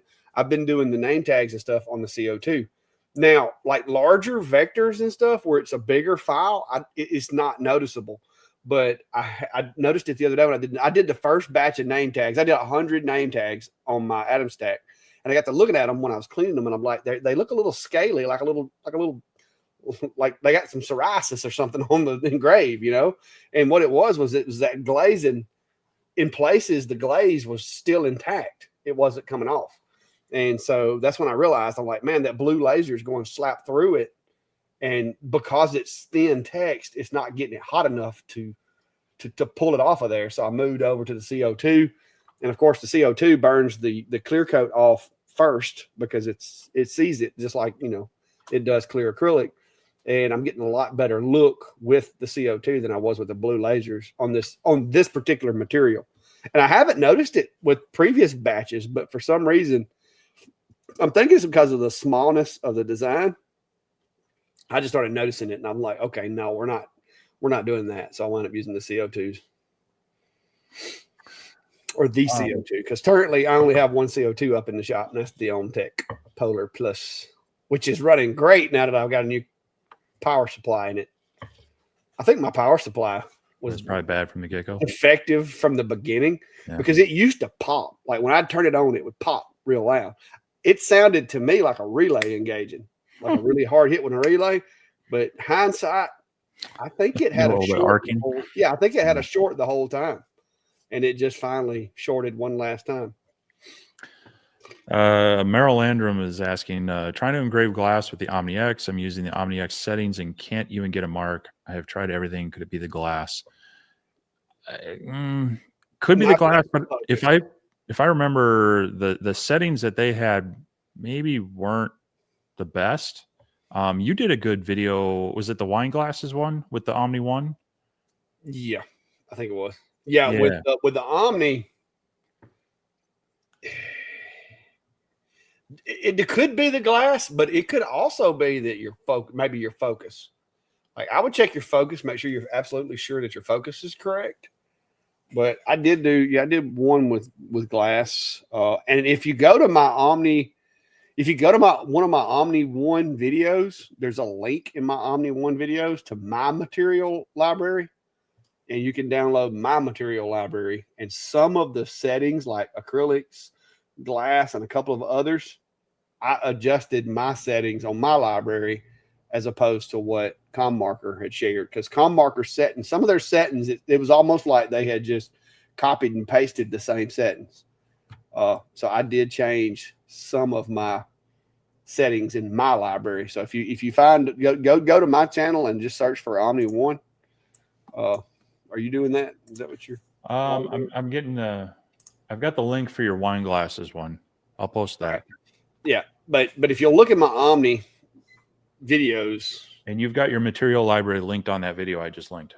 Yeah, the material library should be in there, and so that'll give you a good starting point. I can't guarantee you that your settings will be exactly the same because glass is not always the same. The molecular makeup, all that, but it should be really close. And the one thing that I will say is I found that doing glass, multiple passes were better. Coming at it from different angles, doing like a crosshatch, like a revolving crosshatch, rotational crosshatch, I had better results. So,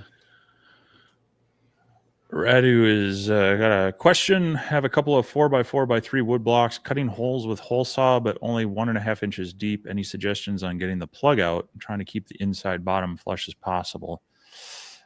Well, cutting holes with a hole saw, but only.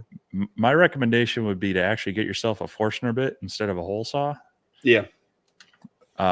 You can try to get that plug out depending on how big it is. If it's smaller and it's in softer wood, you might be able to snap it off with like get like a flat blade screwdriver in there. That might work, but I'm guessing they're a little bit bigger than that. It's going to be really difficult to get that out, short of just drilling a lot of smaller holes around it and busting it out. You can get inexpensive Forstner bits, one-offs or a set at big box store. Oh, let me grab one quick. Depends on what size the hole is. I'm guessing if the wood block's only 4x4, the holes can't be too big. And if you're not going all the way through the material, a paddle bit would work, as long as you're not going all the way through the material. But now I would say them paddle bits will break your arm if you're not careful. That's the big boy right there.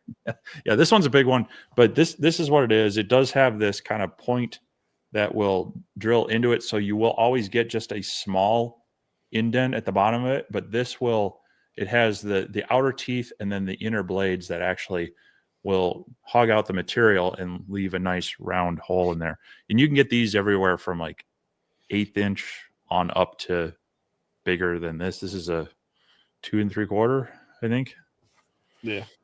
He's a big boy, but these are really what you want for making just non-through nice round holes into material. Especially if you have a drill press. Yeah. Those do a really good job. Or one of those Rockler things. Yeah, like I got. Yeah, I didn't think about it. I could use that with a Forstner bit too. See, I don't use those a whole lot. I've got some paddle bits that I use, but you got to be careful with them paddle bits because they'll hurt you. Especially the bigger they get, the more apt to bind they are. So the nice thing is this depth to them. As it works down, that just kind of keeps it going straight. Keeps it going straight. It's not going to wander on you too much. So once you get it down and started, it works pretty well. Yeah. And of course, if you have a CNC, then there's an easy fix. It can do that too. You're just going to need an extended reach bit for that 1.5 inch depth, probably. All right. It is 2 hours, 11 minutes, and 32 seconds. So, yeah. Any questions, comments, concerns? I mean, I got to get up early and go to work in the morning. Actually, I don't. I got to go see May and them. But because I just recalled I had that text message to make 2 more name tags. But other than that, I don't have a whole lot to do other than machines. I got to get them out, get them ready, get the forms out on my website for you guys that are coming to the meet and greet, and get all that stuff ready. And like I said, if you're coming to the meet and greet and you plan on being in town earlier, shoot me an email and let me know. Give me an email address or a way to get in touch with you. And we'll try to come up with something. Like I said, if nothing else, I'll meet you guys in town Thursday night, and we can get a bite to eat or something like that. Maybe have a little hangout time while you're here. So should be fun. Wish I could make it, but did a lot of traveling early first part of the year, and gotta save up for next year with CES and other things. So yeah, we do have CES coming up in January also. Yep. Steve and I both will be in Las Vegas, so that's going to be fun for CES. And so, if any of you are nearby, and let's see who was that. Jeffrey, I am sending you back the 2 lens profiles that I have for the OhmTech Polar Plus, and I think you should have saw how basically you just right click import calibration, and then it'll change it on your camera. So try those and see what you think. Let me know. But that's about it.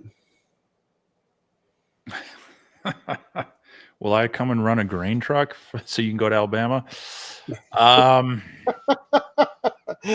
not unfamiliar with farm work. I've over the years have helped out with all sorts of things from, simple, watering and feeding the animals to spreading manure with a tractor and skid steer loading and things like that. But I don't know.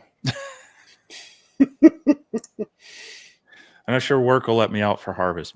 My boss's husband's actually a farmer, so she might be sympathetic, or she might be like, "Oh no, I'll never see you again." So, anyway, Gray, I don't work there anymore, so that's not going to do any good. Yeah, that might backfire on you. Yeah, they don't like me there. You might get that guy that didn't like me, and then yeah, that could be a negative impact. So anyway, well, yeah, like I said, I'll have the video out on that shortly. I've got other project videos in the mix to do as well. So definitely appreciate everybody watching and commenting and liking the videos. That definitely goes to help out. I have a soft goal of trying to get to 25K by the end of the year, but we'll see. 25K. I have to pump out a little content for that to attract some people, but appreciate everybody doing their part and watching and liking and helping feed that So where An you at old YouTube now? algorithm. So Let me see where you're at now. You're at 23.4. I think that's doable. yeah, it's not outside the realm of possibilities, but we'll see how it goes. You know. So yeah, I actually was able to hit 45K today. Woohoo! Yeah. I would, I would love to hit 50 by the end of the year. I don't think that's going to happen, but hey, stranger things, right? But yeah, if you know anybody that has a laser, CNC, 3D printer, or whatever, or just likes to hang out and talk, shop, have them stop in and hang out with us every Sunday night. Like I said, we've got some big things coming up. Christmas special, 3-year anniversary of Sunday Night Live. We didn't that was kind of snuck up on us. We didn't even think about that one. So we'll be coming up with some stuff to do. And the ones of you that are coming into town, like I said, shoot me a message, shoot me an email. Email works best because, guys, I get my messenger and my DMs, all my stuff, like stuff gets lost there a lot. So if you want to get in touch with me, email is the best way to do it. So clackatsclackshack.com is my email address. And that way I can respond to you, because if not, it will get lost in countless notifications. So, but if you're going to be in town, we'll see you Friday or Thursday. If you're here early, whatever the case may be, just let me know. Yeah. Y'all have fun with that. Travel safe. And I guess we'll hear all about it next Sunday. Oh, there'll probably be some discussion about it before then. But y'all have a good one. See ya.